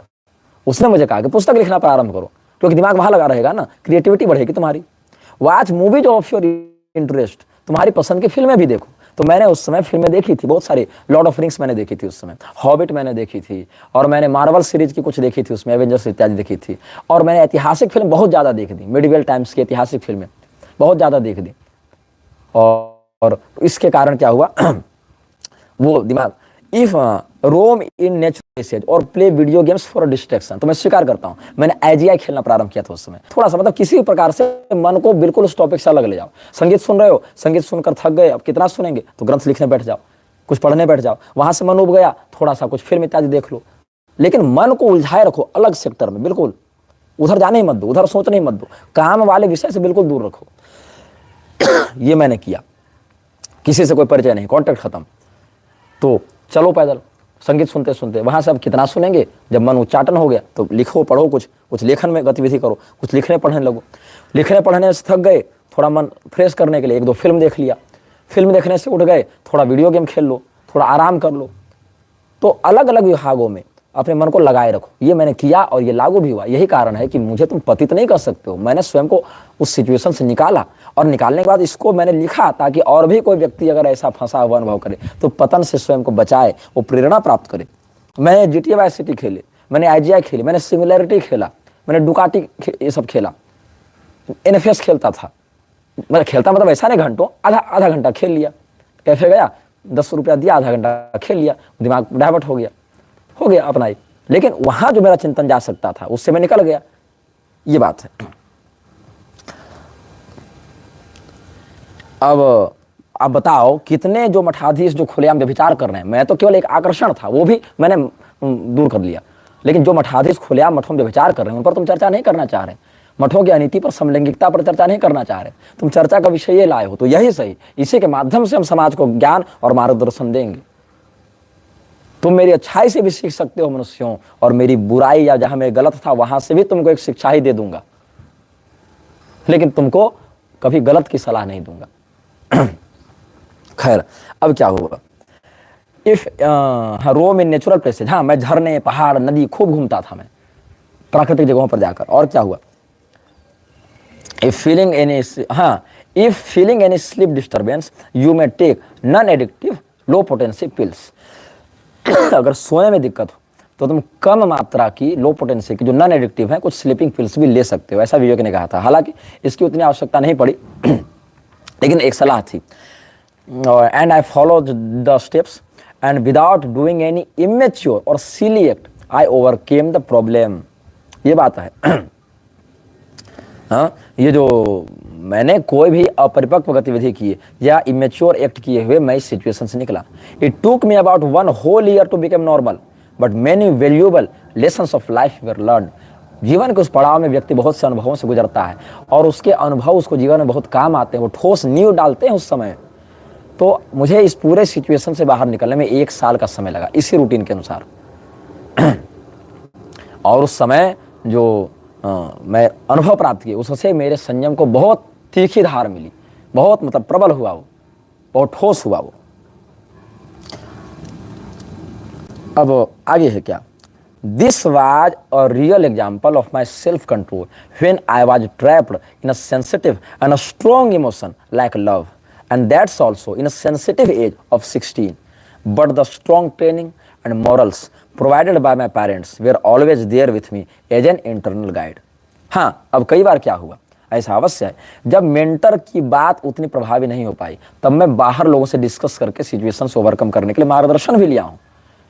पहले वाले सिचुएशन में तो मार्गदर्शन की कोई आवश्यकता नहीं, बाहर से, अंदर में ही वो आत्मचिंतन से सारा नियंत्रण हो गया। लेकिन कहाँ जहाँ पर वो वाला सामर्थ्य काम नहीं आ रहा था वहाँ बाहर भी हमने सलाह ली। जैसे कि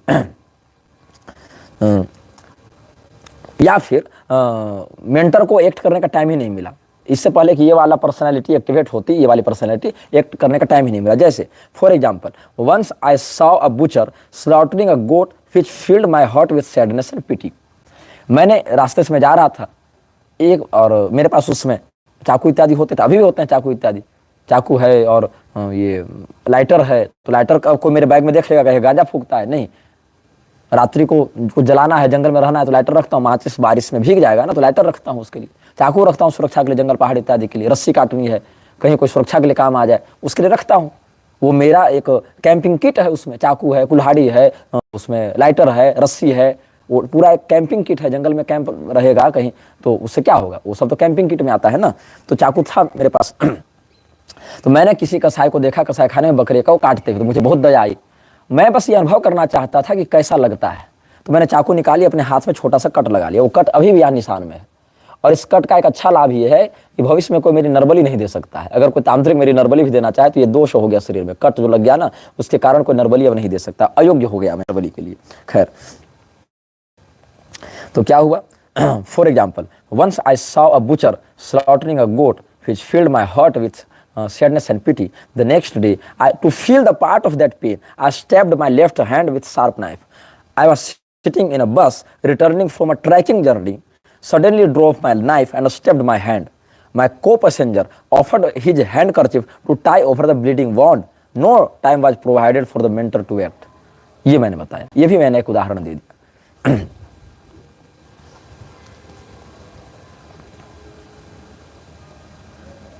कोई मूर्ख कह रहा है कि काम शास्त्र नॉट पार्ट ऑफ सनातन। बताओ। मैं ये डिलीट नहीं करूंगा, जो कह रहा है ना कि डिलीट मत करना, मैं डिलीट नहीं करूंगा, मैं सत्य को स्वीकार करता हूं। हाँ, ये कह रहा निग्राचार एक्सपोज हो गया। अगर तुम इसको एक्सपोज मानते हो तो बहुत बढ़िया, लेकिन तुम पूरी क्लिप बढ़ाओ, आधी अधूरी क्लिप मत काटना, पूरी बात तुम करना।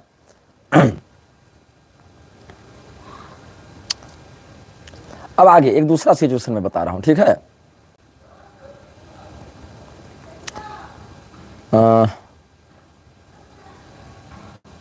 हाँ, अब एक मैं बता रहा हूं। 2018 की बात मैं बता रहा हूँ, पेज 32 के अंत से है। यहाँ भी name not disclose respecting the privacy. हाँ, ये वाला विषय ज़्यादा महत्वपूर्ण है, इससे आपको बहुत कुछ सीखने को मिलेगा, इसको आप ध्यान से सुनिएगा, पढ़कर बता रहा हूँ।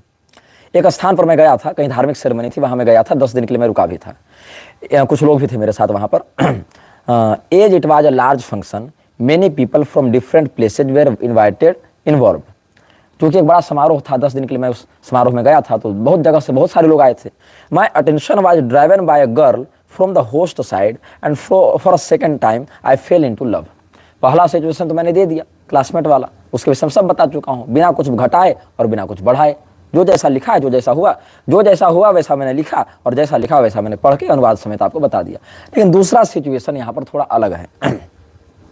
ये अलग इसीलिए है क्योंकि उस समारोह में 2018 की बात है, मेरा ध्यान एक कन्या के प्रति आया जो उस आयोजक परिवार के किसी दूर के रिश्तेदार में थी। ठीक है, मैंने उससे कोई बात तब भी नहीं की, उससे कोई वार्तालाप नहीं किया, किसी को मैं परेशान नहीं करता। हाँ, और दूसरी बार मुझे लव वाली भावना जो मैंने पहले की थी उसका अनुभव एक बार फिर से हुआ। I didn't talk to her, also not discussed about her with anybody at the time.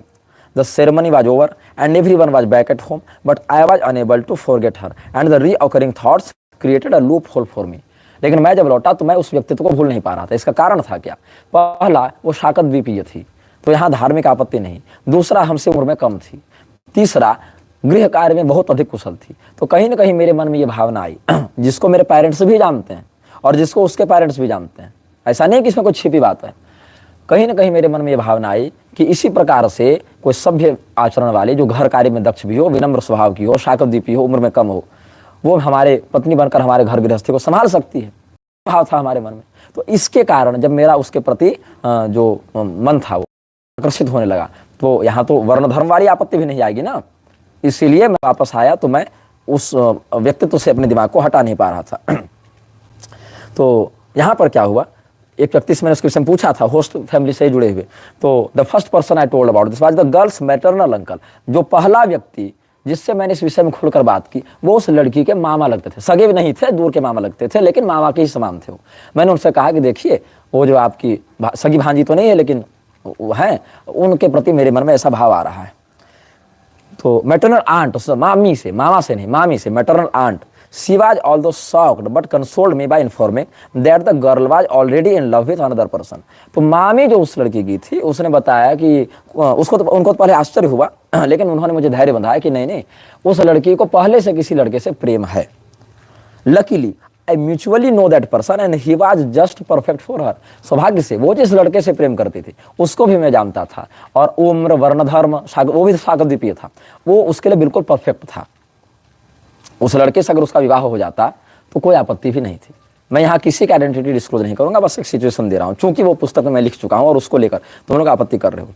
So on a first thought I tried controlling my self. अब ठीक है, वो लड़की किसी और से प्रेम करती है, वो भी शाकद्वीपी है, वो भी, उसमें भी कोई उम्र या वर्ण धर्म की कोई आपत्ति नहीं है। तो मैं सोचा कि ठीक है, फिर अगर वो किसी और के प्रति आकर्षित है तो फिर मैं उसका चिंतन नहीं करूंगा। अगर कहीं और वो आकर्षित नहीं होती तब हम बात करते घर में उसके कि भाई आप कन्यादान कर दीजिए, जो कि वही विधान है।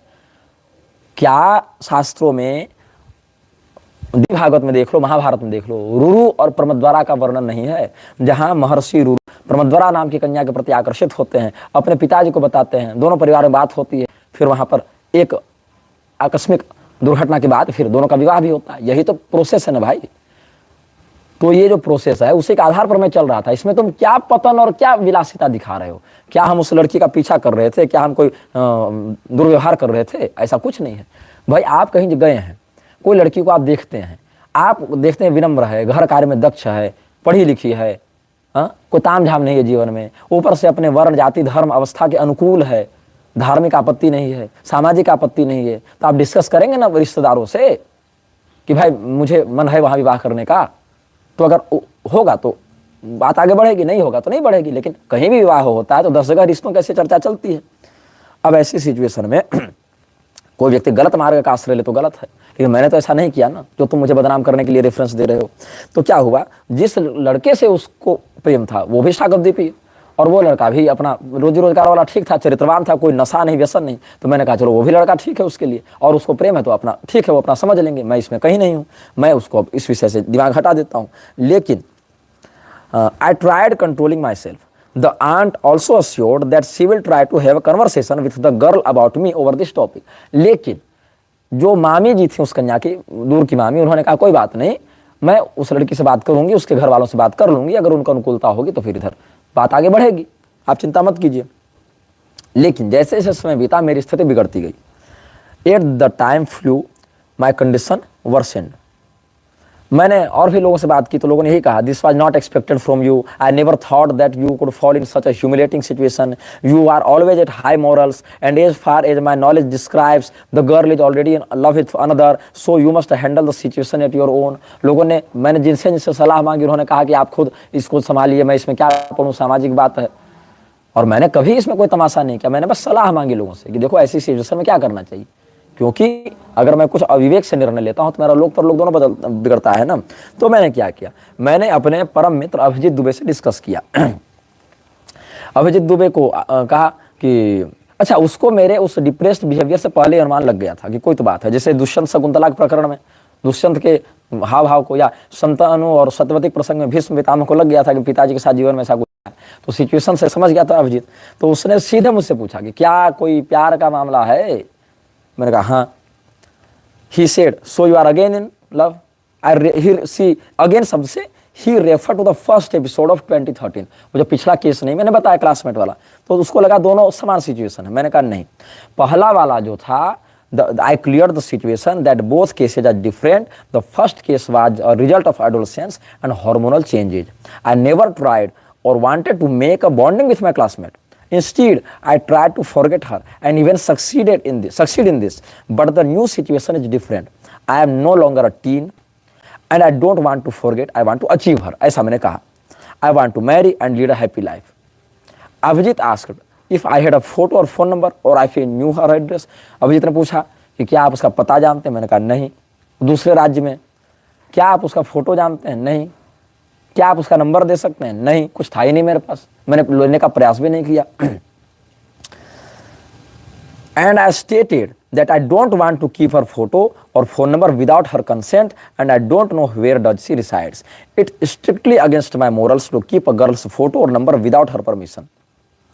मैंने स्पष्ट कहा अभिजीत को कि देखो मेरे मन में जो भाव है वो यही है कि मैं विवाह करके उसके साथ घर बसाऊं, लेकिन ये संभव नहीं लग रहा और मैं इधर से निकल भी नहीं पा रहा हूं, तो तुम बताओ मुझे क्या करना चाहिए। तो उसने कहा फोटो है, नंबर है, एड्रेस है, आगे कैसे बात होगी। तो मैंने कहा कुछ नहीं मेरे पास, और सबसे बड़ी बात, किसी भी लड़की की अनुमति और संज्ञान के बिना मैं उसका फोन या फोन नंबर और फोटो अपने पास क्यों रखूं। एक तो उसकी अनुमति नहीं है, सम्मति नहीं है, जानकारी नहीं है, तो ये काम मैं क्यों करूं, ये मेरी नैतिकता के विरुद्ध है। तो अभिजीत ने चिढ़ाया था मुझे, वो भी मैंने लिखा है। Abhijeet teased, so you are a man of honour and a man in love. और ये बात मैं ऐसा नहीं कि कोई छिपी बात, ये बात सारी बातें मैंने अपने विवाह से पूर्व ही लिख दी थी सार्वजनिक, और ये सारी पुस्तक सबको पता है। और ऐसा नहीं मेरी पत्नी अनभिज्ञ है, वो पुस्तक वो पढ़ चुकी थी, मेरी जो पुस्तकें हैं वो मेरी पत्नी पहले भी पढ़ चुकी थी विवाह से पहले, और उनको सब ये सब पता था, और उनको पता है कि क्या सिचुएशन है। इसलिए तुमको ये मत सोचना कि इससे मेरी शादीशुदा वैवाहिक जीवन के किसी लौकिक पारलौकिक एस्पेक्ट पर कोई गलत असर पड़ेगा, ये बात। तो मैंने क्या कहा, और मैं अपने अपराधों को तुम्हारे सामने ढकता नहीं, छिपाता नहीं, मैं आपको बता रहा हूं कि ऐसे माया आपको भटकाती है और ऐसे भगवान रक्षा करते हैं, ये मैं आपको बताना चाह रहा हूं। आप लोग इस वीडियो को ध्यान से सुने, अपने जीवन में, अपने बाल बच्चों के जीवन में जो व्यभिचार बढ़ रहा है, जो लिव इन रिलेशनशिप बढ़ रहा है, इससे रोकने के लिए आप उनको ये वीडियो दिखाएं, ये कैसे सेल्फ कंट्रोल किया जाता है, ऐसी सिचुएशन में कैसे किया जाता है, भगवान की कृपा की कैसे यहाँ पर बात आती है, ये मैं बता रहा हूं आपको। अब अभिजीत ने चिढ़ाया, so you are a man of honour and a man in love, time knows what will happen to you and what days are we going to see. Abhijeet ने चिढ़ाया, मतलब आप एक सम्मान वाले व्यक्ति, आत्म स्वाभिमान वाले व्यक्ति भी हैं कि मुझे उस लड़के का फोन, फोटो नंबर उसकी अनुमति सम्मति बिना नहीं चाहिए, और एक प्यार में पड़े व्यक्ति भी हैं। तो समय ही बताएगा कि आपके साथ क्या होगा और आपके जीवन में कैसे दिन हमें देखने हैं। अब क्या हुआ, जब मैं डीपली डिप्रेस्ड था और इमोशनली आउट ऑफ कंट्रोल हो गया था, आउट ऑफ कंट्रोल मतलब ये नहीं कि मारपीट और दारूबाजी करने लगा, नस काट लूंगा, ये सब नहीं, मतलब मैं निकल नहीं पा रहा था उस सिचुएशन से। तो क्या हुआ, मेरा जो मेंटर पर्सनैलिटी वाला ट्रेट है वो एक्टिवेट हुआ। अब फिर वो डिस्कस करेगा ना, आत्मचिंतन करेगा ना, क्या करना चाहिए। तो my mentor personality got activated and the debate was at its peak. तो मेंटर ने कहा, so again in love, follower ने कहा ये पेज 34 से बता रहा हूँ द बाइपोलर से, पढ़ लेना अगर मैं गलत बोल रहा हूँ तो मेंटर ने फिर पूछा सिमिलर और डिफरेंट, पहले वाले केस के समान है कि कोई अलग बात है? फॉलोअर ने कहा डिफरेंट। फिर मेंटर ने कहा what exactly do you want, अब तुम बताओ तुम एग्जैक्टली चाहते क्या हो? फॉलोअर ने कहा टू मैरी हर, उससे विवाह करना है। मेंटर ने कहा okay let's have a glance over what do the rules say, अब ठीक है अब हम नियमावली पर निरीक्षण करेंगे शास्त्र का वचन। फॉलोअर ने कहा गो ऑन, बताओ भैया चलो। मेंटर ने कहा अब तुम बताओ tell me types of marriages you know about, तुम विवाह के कितने प्रकार जानते हो बताओ। फॉलोअर पर्सन ने कहा Manusmriti and Purana say that Brahmo Dev Arsha प्राजापत्य Gandharva Asura Rakshasa and Paishacha are 8 types of marriages. Mentor ने फिर पूछा डिटरमाइन योर कैटेगरी, इसमें तुम्हारे वाले विवाह की कैटेगरी क्या होगी? फॉलोअर ने कहा it's Gandharva, a type of Hindu love marriage regulated by Dharma, but I prefer converting it into Brahma vivaha. Mentor ने कहा अब इसको हम ठीक है ये तो विवाह की कैटेगरी हो गई, अब हम देखते हैं वो कन्या विवाह योग्य है कि नहीं। तो यहाँ पूछा मेंटर ने does the girl belong to Maga Brahmin community, क्या वो सागरद्वीपी ब्राह्मण कम्युनिटी है? फॉलोअर ने कहा yes there is no violation of varna dharma, वर्ण धर्म की कोई आपत्ति नहीं, रेगुलेशन चेक्ड। ये आत्मनिग्रह का उदाहरण दे रहा हूं ठीक है।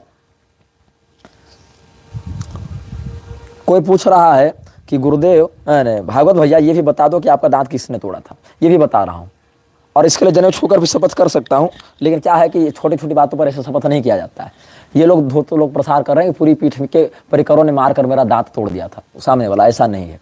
मैं 5वीं कक्षा में जब पढ़ता था तो मेरे घर के बाहर एक चट्टान थी, मैं खड़ा था, मैं जब पीछे मुड़ा तो थोड़ा पैर मेरा मुड़ गया, मैं नीचे गिरा, उस समय मेरा दांत आधा केवल टूट गया था सामने से, बस इतनी सी बात है और यही सत्य है और इसके लिए कोई अलग से डिस्क्लेमर देने की बात नहीं है। और ये बात इस चर्चा में बिल्कुल अप्रासंगिक है, लेकिन मैंने बता दिया। बाद में डॉक्टर ने देखा वहां पर कुछ विकृति आ रही है तो उसको आरटीसी करके फिर वहां कैपिंग कर दी थी। तो अब हम आ रहे हैं मेंटर और फॉलोअर के बीच में शास्त्रीय चर्चा पर, विवेक कैसे बचाता है, धर्मो रक्षति रक्षता का उदाहरण दे रहा हूं। इसीलिए कहता हूं अपने धर्म पर निष्ठा रखोगे तो माया में फंसोगे भी तो पतित होने से पहले भगवान वहां से निकाल लेंगे।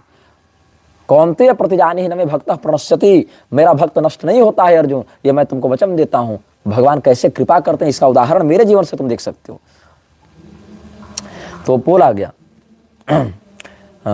उसने पूछा मेंटर ने, विवेक ने पूछा इससे फॉलोअर से कि does the girl belongs to Maga Brahmin community?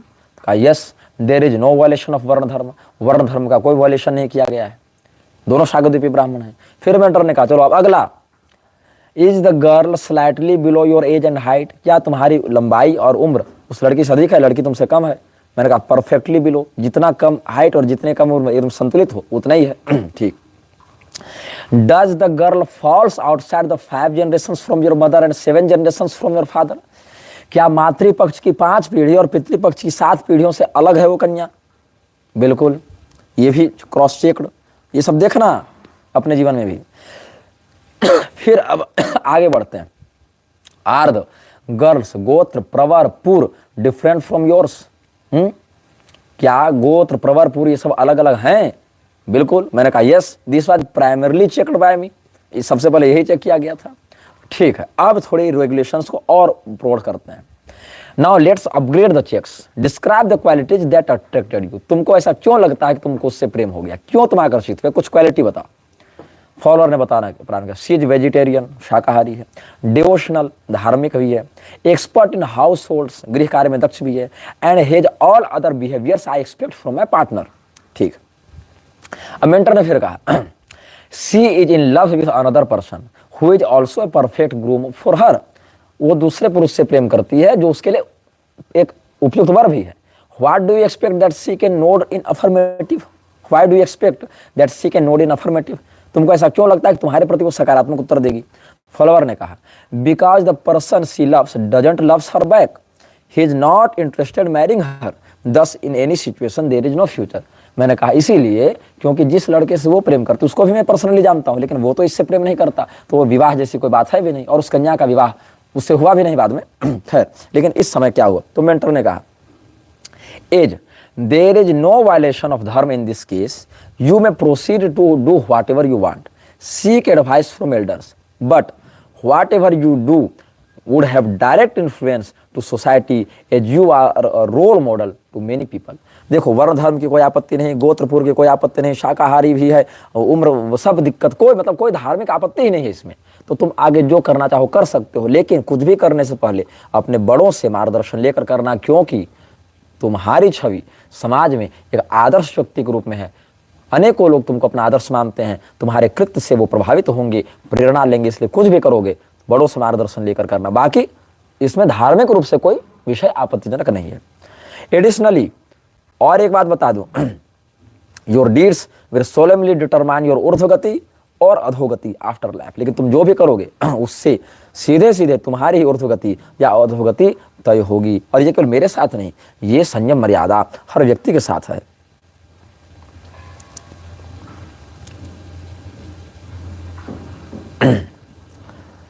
अब जो लोग मेरा मजाक उड़ा रहे हैं, उड़ा सकते हैं भाई, साइंस और स्पिरिचुअलिटी को जोड़ेंगे, ऐसा नहीं है। हाँ, अब मैं बाइपोलर वाला विषय क्यों ला रहा हूं, क्योंकि इसने आरोप लगाया है कि ऐसा लिखा हुआ है।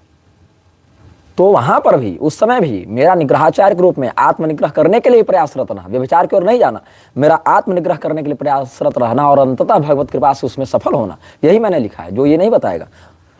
तो फिर मैंने और लोगों से मार्गदर्शन लेना आरंभ किया। एक व्यक्ति ने कहा कि गुरुजी कहाँ पढ़े हैं रे आप, कितने ज्ञानी ध्यानी प्रसिद्ध व्यक्ति, उसको कौन जानता है, क्या उसमें शास्त्र ज्ञता है? अरे कोई जोड़ी ही नहीं, आप किस स्तर पर है, वो किस स्तर पर है। मुझे नहीं लगता कि सामाजिक या मानसिक रूप से आप परफेक्ट हो पाएंगे। फिर कि एक व्यक्ति ने कहा कोई बात नहीं, हम लोग सीधे जाकर उसके माता पिता से बात करते हैं।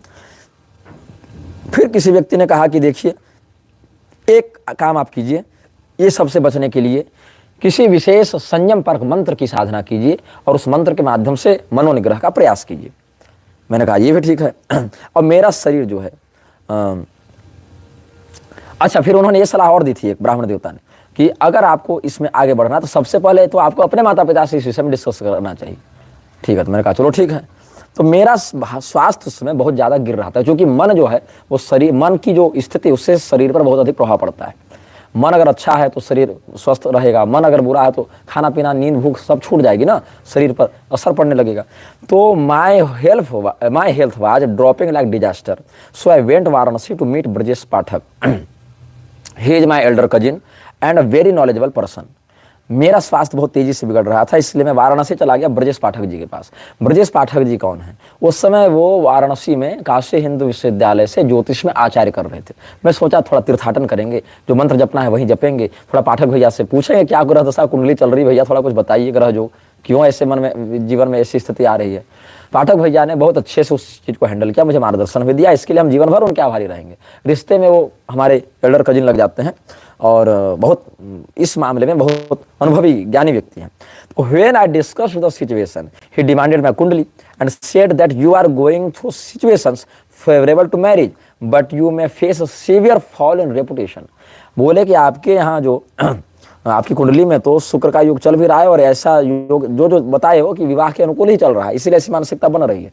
लेकिन यहाँ पर एक समस्या है कि इससे आपकी प्रतिष्ठा में बट्टा भी लग सकता है। लेकिन I am with you in every situation you face, every decision you take, but first let's go to Narad Ghat and have a Ganga स्नान। लेकिन उससे पहले हम आपके साथ हैं, आपके संकट में कोई भी दिक्कत होगी तो हम हैं आपके साथ, लेकिन सबसे पहले हम नारद घाट जाएं, गंगा स्नान करें। तो हम नारद घाट गए और उस समय पाठक भैया बोले एक बढ़िया गाना आया है गुरुदेव, चलिए सुनते हैं। हमने क्या है? तो वो गाना मैंने सुना नहीं था, लेकिन वो गाना थोड़ा बजा दिए, थोड़ा ऐसे हंसी मजाक में। We used to roam in lanes of Varanasi, breathing deeply, eating sweets around Kedar Dham and sometimes listening to the song। हमने कुछ मिष्ठान भी भक्षण किया वहाँ पर। तो केदार धाम जो करपात्र स्वामी जी का, वहाँ गए, कुछ स्वामी करपात्र जी से जुड़ी पुस्तकें भी खरीदी थी और एक उन्होंने गीत भी सुनाया मन भटकाने के लिए, से तू बन जा गली बनारस की मैं शाम तक भटकूं तुझ में। तो बनारस की गलियों में घूम रहे थे, तो सोचे चलो ये वाला सुन लेते हैं। ये सब भी बातें छोटी छोटी बातें हैं। उसके बाद गंगा स्नान हम लोगों ने किया, फिर शाम तक कमरे में लौट गए। The day was golden but night was dark, we sit to plan further, he propose me several ideas. Pathak भैया ने हर तरीके से मुझे बताया कि इस स्थिति में व्यक्ति क्या क्या कर सकता है और आप क्या क्या आपके पास विकल्प हैं। पाठक भैया ने सबसे पहले कहा should we try finding out her home and pay a visit to her family for a proposal. क्योंकि उस लड़की के दूर की मामी से तो हम बात कर ही चुके थे, तो उनसे उसके घर का पता हम पूछ लेते, लेकिन पता पूछा नहीं था कभी। राज्य और जिला पता था, एग्जैक्ट पता नहीं पता था। पाठक भैया ने कहा क्या हम लोगों को उनके घर का पता प्राप्त करके उनके परिवार से प्रपोजल के लिए बात करनी चाहिए, विवाह मैरिज प्रपोजल रखना चाहिए? तो मैंने कहा that would be a hasty and immature step without knowing the internal intentions of the other side. It can worsen the condition as the neighbours may spread any bitter rumour about us. हमने कहा कि ये बहुत ही अपरिपक्व कदम हो जाएगा इस situation में, क्योंकि हमको उस परिवार की मानसिकता के बारे में पता नहीं है। तो यहाँ से अनदर स्टेट जाकर वहाँ जाकर बात करना, इससे क्या होगा, तमाशा होगा और आस पड़ोस के लोग पूरी बात जानते नहीं, फालतू हल्ला करेंगे। तो ये नहीं कर सकते। पाठक भैया बोले ठीक। Should we talk to the person she already loves, he might act as a mediator. फिर उन्होंने एक ऑप्शन दिया, क्या इसमें यह कर सकते हैं कि जिस लड़के से वो प्रेम करते उससे बात करके देखें, कुछ मध्यस्थता की। मैंने कहा भैया ये भी उचित नहीं लगता। He doesn't fit in a role at this situation. He has nothing to do with this all this। मतलब उस व्यक्ति का तो कोई रोल ही नहीं है पूरे सिचुएशन में, तो उससे क्यों बात करें, वो तो कहीं है ही नहीं। फिर पाठक भैया ने एक और बात कही, maybe take the help of some serious type of occult or distant hypnotism. Are you in favour of trying tantrik vashikaran? ये भी कह दिया उन्होंने। जब सारी चर्चा हो रही तो ये भी चर्चा कर लो कि क्या हम लोग कोई वशीकरण तांत्रिक ये सब में आप जाना चाहते हैं, क्या आप इसका समर्थन करते हैं? मैंने कहा नहीं, it's against the moral values and protocols of dharma. Love can not be conspirated as it is eternal and natural. वशीकरण वाला भी हमने निषेध कर दिया। पाठक भैया ने कहा फिर the only option remains is to contact some female relatives of her who can convey a message and bring back the review। तब एक ऑप्शन ही बचता है कि उस लड़की से जुड़े किसी महिला रिश्तेदार को आप अपनी बात बताएं और उसको मध्यस्थ बनाकर उस तक अपनी बात पहुंचाएं, फिर उसके मनोभाव से आप अवगत हो जाए। ये एक सिचुएशन बन सकती है। लेकिन तो मैंने कहा I will try managing this as I know some. ठीक है, हम ऐसा करने का प्रयास करेंगे। तो फिर क्या होगा? पाठक भैया बोले अब तब तक हम लोग क्या करें, आपके मन को शांति मिले, इसलिए चलिए महादेव की आराधना करते हैं। वहां भी हम लोग गांजा फूकने नहीं बैठे थे, दारू पीने नहीं बैठे थे, वहां भी गंगा स्नान कर रहे थे, चित्त शुद्धि के लिए तीर्थाटन किया जाता है और भगवान महादेव का दर्शन करने गए। तो कहाँ, काशी विश्वनाथ तो नहीं गए उस समय, बगल में थे तिलभांडेश्वर महादेव। तिलभांडेश्वर महादेव और बगल में पाठक भैया का था ना रेट, वहीं से चले गए तिलभांडेश्वर महादेव। तो पाठक भैया बोले for a quick relaxation of mind I suggest you to have a darshan of Tilbhandeshwar Mahadev. The temple is few lanes from here. Just go and speak out your wish in the ears of Nandi and let Mahadev handle the rest। कि अब यही situation है। गुरुदेव कहते हैं मुझे कि हम चलें तिलभांडेश्वर महादेव के मंदिर, जो कि यहाँ से नजदीक भी है, कुछ गली दूर है, और नंदी बाबा के कान में अपनी मनोकामना कह दीजिए और महादेव जी पर सब छोड़ दीजिए। हमने कहा चलो ये भी ठीक है। अब love is eternal and natural वाला जो विषय यहाँ पर है, उस समय हमने यही कहा था, इसलिए यही लिख दिया है, उस पर सैद्धांतिक बहस की कोई आवश्यकता नहीं। तब क्या हुआ, we both agreed to this and the next morning we visited the temple. हम लोग ठीक है, अब रात हो चुकी थी तो अगले दिन सुबह नहा धो के मंदिर पहुंचे। It's the largest natural Shivling in Varanasi and said to expand to the size of single sesame, til seed, हर साल ऐसा बढ़ता है वो। We both bowed before Mahadev, sit down there and chanted Rudrapath, Shivtandav, Manas Puja and other stotras. Now it was turn to speak up for desired wish. अब नंदी बाबा के कान में बात थी बोलने की। I stepped forward, bowed to the ears of Nandi and try to utter. मैं आगे बढ़ा, नंदी बाबा के सामने झुका, उनके कान के पास बोलने के लिए प्रस्तुत हुआ। उसी समय ये मेंटर जग गया। My mentor got activated and my personality was forced to have a quick conversation. मैं वहीं पर स्तब्ध हो गया। वो मेंटर एक्टिवेट हुआ, मैं नंदी बाबा से कुछ बात करूं कि उसने मुझको अपने कब्जे में रखा। बोले रुको रुको रुको रुको रुको, व्हाई आर यू हियर, तुम यहाँ आए क्यों हो? फॉलोवर ने कहा to ask Mahadev fulfil my wishes, Mahadev से मनोकामना मांगने। मेंटर बोला एंड व्हाट आर दे, और तुम्हारी मनोकामना क्या है? फॉलोवर ने कहा I want to marry that girl, मुझे उस लड़की से शादी करनी है, विवाह करना है। मेंटर ने कहा व्हाट अ शेम, धिक्कार है तुझ पर। फॉलोवर ने कहा इट्स नॉट अगेंस्ट धर्म, धर्म के विरुद्ध नहीं है, जाति गोत्र सब अपना अनुकूल है। तब मेंटर ने कहा ऑल्सो इट्स नॉट वर्दी, लेकिन तुम जिस चीज के लिए इतना परेशान हो उसका महत्व ही उतना नहीं है। तो फॉलोवर ने कहा इनलाइटन मी, मुझे प्रबुद्ध करो। मेंटर ने मुझे कहा व्हाट अ पिटी, तेरा साता है रे तुझ पर श्री भागवतानंद गुरु, who is famous for being a man of devotion and values. जो व्यक्ति मॉरलिटी के लिए प्रसिद्ध है, नैतिकता के लिए प्रसिद्ध है, भक्ति के लिए प्रसिद्ध है, वो महादेव के सामने खड़े होकर एक लड़की से शादी की मांग कर रहा है। धिक्कार है तुम पर। ये किसने कहा? मेरे विवेक ने कहा मुझसे। What a pity, can't to see that Maya is trying to learn you. तुमको दिख नहीं रहा है कि तुमको माया कैसे अपने वश में कर रही है। Ask for something important enough to be asked. अरे महादेव से मांग रहे हो तो कुछ मांगने लायक मांगो ना। सो आई अटर्ड, और फिर मेरे मुख से उच्चारण हुए, ओ महादेव। हिंदी में बोला, लेकिन यहाँ पर इंग्लिश ट्रांसलेशन बता रहा हूँ। O Mahadev, protect me from your maya which is the most powerful energy in this world. मुझे अपनी माया से बचाइए, जिससे अधिक शक्तिशाली कोई नहीं संसार पर। मुझे इस शिव माया में मोहित मत कीजिए। I am not able to remove its effect. मैं इसके प्रभाव से स्वयं को बाहर नहीं निकाल पाऊंगा। Only your grace can save me from falling down. मुझे पतन से केवल आप बचा सकते हैं। Save me from this trap. यहाँ फॉर्म टाइप हो गया है, FORM, इसको सुधार लेंगे, टाइपो मिस्टेक अभी दिखा मुझे। Save me from this trap, मुझे इस जाल से, इस षड्यंत्र से बचाइए। Make me strong enough to overcome this situation. मुझे इस सिचुएशन से बाहर निकलने में सहयोग कीजिए, निकालिए। I just want to remain as your devotee. मैं बस आपका भक्त बना रहना चाहता हूं। And doesn't want anything else from you. मैं आपसे और कुछ नहीं चाहता सिवाय आपका भक्त बने रहने का अपेक्षा। Just provide what is good for me, not what I Dzire. मुझे वो दीजिए जो मेरे लिए अच्छा है, वो मत दीजिए जिसकी मुझे मेरे अंदर कामना है। जो कामना है उसको मत दीजिए, जो मेरे लिए हितकारी है वो मुझे आप दीजिए। Guide me through darkness of kaam as you are the one who turn the love god into ashes. आप मुझे इस काम के जाल से निकालिए, क्योंकि आप ही वो हैं जिसने कामदेव को भस्म किया, कामदेव को धन किया, आप ही कर सकते हैं। I ask for your support so that I never leave the path of धर्म। मुझे धर्म का मार्ग कभी ना छोड़ना पड़े, इसके लिए आपका सहयोग चाहिए, आपका समर्थन, आपका वरदहस्त हमको चाहिए। और इतना कह के मैं पीछे मुड़ा। I stepped back with tears in my eyes. मेरे नेत्रों में आंसू थे, लेकिन हृदय में प्रसन्नता थी। Joy in heart and felt like some burden removed. और मुझे लगा त्रिभांडेश्वर महादेव से ऐसा बोलकर कि मेरा भार ही चला गया। However, later I also did what Brajesh भैया had advised। हालांकि ब्रजेश भैया ने जो कहा था मैंने बाद में किया भी, कि I sent a request to the girl's mother through some mutual female relatives and got negative responses and the topic was over. Now I no longer want to marry but still was not able to forget her. It took time physically and mentally to recover in full। हालांकि थोड़ा समय लगा, जिसके कारण थोड़ा सा मेरा स्वास्थ्य भी जो बिगड़ा था, तो मैं प्रयागराज में कुछ समय चिकित्सा रत भी रहा, जहाँ प्रशांत मिश्र जी ने सहयोग किया, डॉक्टर त्रिभुवन सिंह, रोहित गुप्ता डॉक्टर ने सहयोग किया। तो उसके विषय में पिछले वीडियो में हमने कृतज्ञतापूर्वक ये सब व्यक्त कर चुका है, अपना भाव मैंने कर दिया है। तो ये सब मैंने यहाँ पर पाठक भैया ने जिस प्रकार से मेरा सहयोग किया, ये सब बातें हैं। तो आप समझिए कि ये मैंने जो लिखा, इससे कितनी बड़ी प्रेरणा मेरे जीवन के जुड़े हुए अनुभव से होगी, और इससे कोई भी व्यक्ति जो ऐसे सिचुएशन में फंसता है उसको कितना अधिक लाभ होगा। मैं क्यों छिपाऊं जब वो मेरे जीवन की घटना है, और उस घटना में मैंने धर्म का साथ नहीं छोड़ा, भगवान ने मुझे वहां से निकाला, तो मैं तो एक्नोलॉज करूंगा ना, मैं तो कृतज्ञता व्यक्त करूंगा।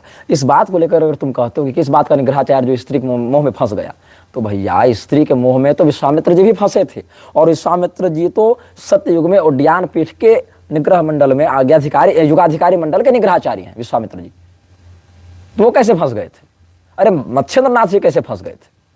फंसना कोई भी फंस सकता है, लेकिन वो तो इतने अधिक फंसे कि वो तो रमण इत्यादि से संतान प्रवृत्ति में भी लग गए ना। भगवान ने तो हम पर कृपा की कि मुझे कुछ ऐसा नहीं करना पड़ा। मैं कभी इस प्रकार में नहीं गया, मैं बस आंतरिक द्वंद्व से लड़ा, और अभ्यास से न तो कौंतेय वैराग्येण च गृह्यते। अभ्यास और वैराग्य के सम्मिश्रण से मैं उसमें मनोनिग्रह में समर्थ हो गया। लेकिन तुमने कैसे इस बात को प्रेजेंट किया, जैसे मैं व्यभिचारी हूं, जैसे मैं लंपट हूं, जैसे मैं काम मोहित हूं, जैसे मैं दुराचारी हूं, ऐसे तुमने किया। तो और रही बात हस्तमैथुन की, इस पूरे पुस्तक में ऐसा कोई टॉपिक ही नहीं है। एक ही जगह पर हस्तमैथुन का वर्णन आया है, जहां पर बाइपोलर डिसऑर्डर से जुड़े हुए लोगों के मन में, जहां हाइपर सेक्सुअलिटी पर हमने चर्चा की है कि हाइपर सेक्सुअलिटी कैसे लोगों के जीवन में आती है, फिर लोग कैसे नशेबाजी में, लड़कीबाजी में, व्यभिचार में लिप्त हो जाते हैं। तो जो इसका 11वां चैप्टर है, जो 119 पेज पर है, बाइपोलर एंड सेक्सुअल कॉम्प्लिकेशंस, उस पर मैंने चर्चा की। लेकिन उसमें मैंने ये थोड़े कहा है कि मैंने नशेबाजी की और मैंने व्यभिचार किया। 119 पेज में ये सब बातें हैं, और वहां पर मैंने बताया कि कैसे लोग इस प्रकार की गलत आदतों में फंस जाते हैं, जिससे लोगों को बचना चाहिए। ये मैंने यहां पर लिखा है।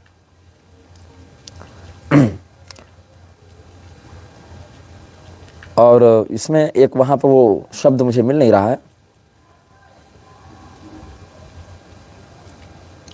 नहीं तो डाइट चार्ट निकल गया ना, 119 पेज में था वो।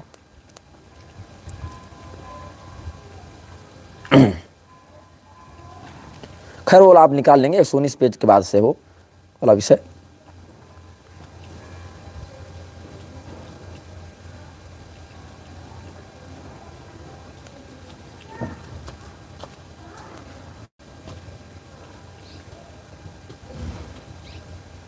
वो वाला वर्ड एग्जैक्ट मुझे अभी मिल नहीं रहा है, लेकिन आप लोग पढ़ लीजिएगा कि वहाँ क्या लिखा हुआ है। और वहाँ पर कहीं पर ये जिक्र नहीं है कि मैं ऐसा करता हूँ या मैं ऐसा करने का समर्थन करता हूँ, ऐसा कहीं कोई वर्णन ही नहीं है। बस मैंने ये कहा है कि हाइपरसेक्सुअलिटी या हाइपोसेक्सुअलिटी की स्थिति में मन में कैसे विचार आते हैं और उस स्थिति में व्यक्ति को कैसे वहाँ से निकलना चाहिए, कैसा डाइट रखना चाहिए, कैसा भोजन करना चाहिए ताकि ताप न बढ़े शरीर का, कैसे संयम अपनाना चाहिए, ये सब हमने वहाँ पर अलग अलग विषयों को व्यक्त किया है। एक सिंपल सा एक रिसर्च टॉपिक जैसा है, इसके अलावा और कुछ नहीं है। लेकिन अगर किसी को मुझे बदनाम करना है तो वह विषय को उठा सकता है। और अगर ये लगता है किसी को कि मैंने ये लिखा है कि मैं हस्तमैथुन करता हूँ या करता था इस प्रकार से, तो वो उस पेज को, उस पैराग्राफ को हाईलाइट करके दिखाए जहाँ ऐसा लिखा हुआ है। इस बात पर आरोप लगाने पर तुम्हारे ऊपर क्या क्या हो सकता है तुमको अभी अंदाजा नहीं है। खैर, मैं इस विषय को अभी यहाँ पर पूर्ण कर चुका हूँ। शिवांश के द्वारा इस विषय पर आगे जो भी बातें उठाई जाएंगी उनका यही लाइव में उत्तर है, इसलिए हम पुनः इस बार का उत्तर नहीं देंगे, क्योंकि बहुत विस्तार से हमने उसकी पूरी बात को रोक कर पहले अपनी बात कह दी।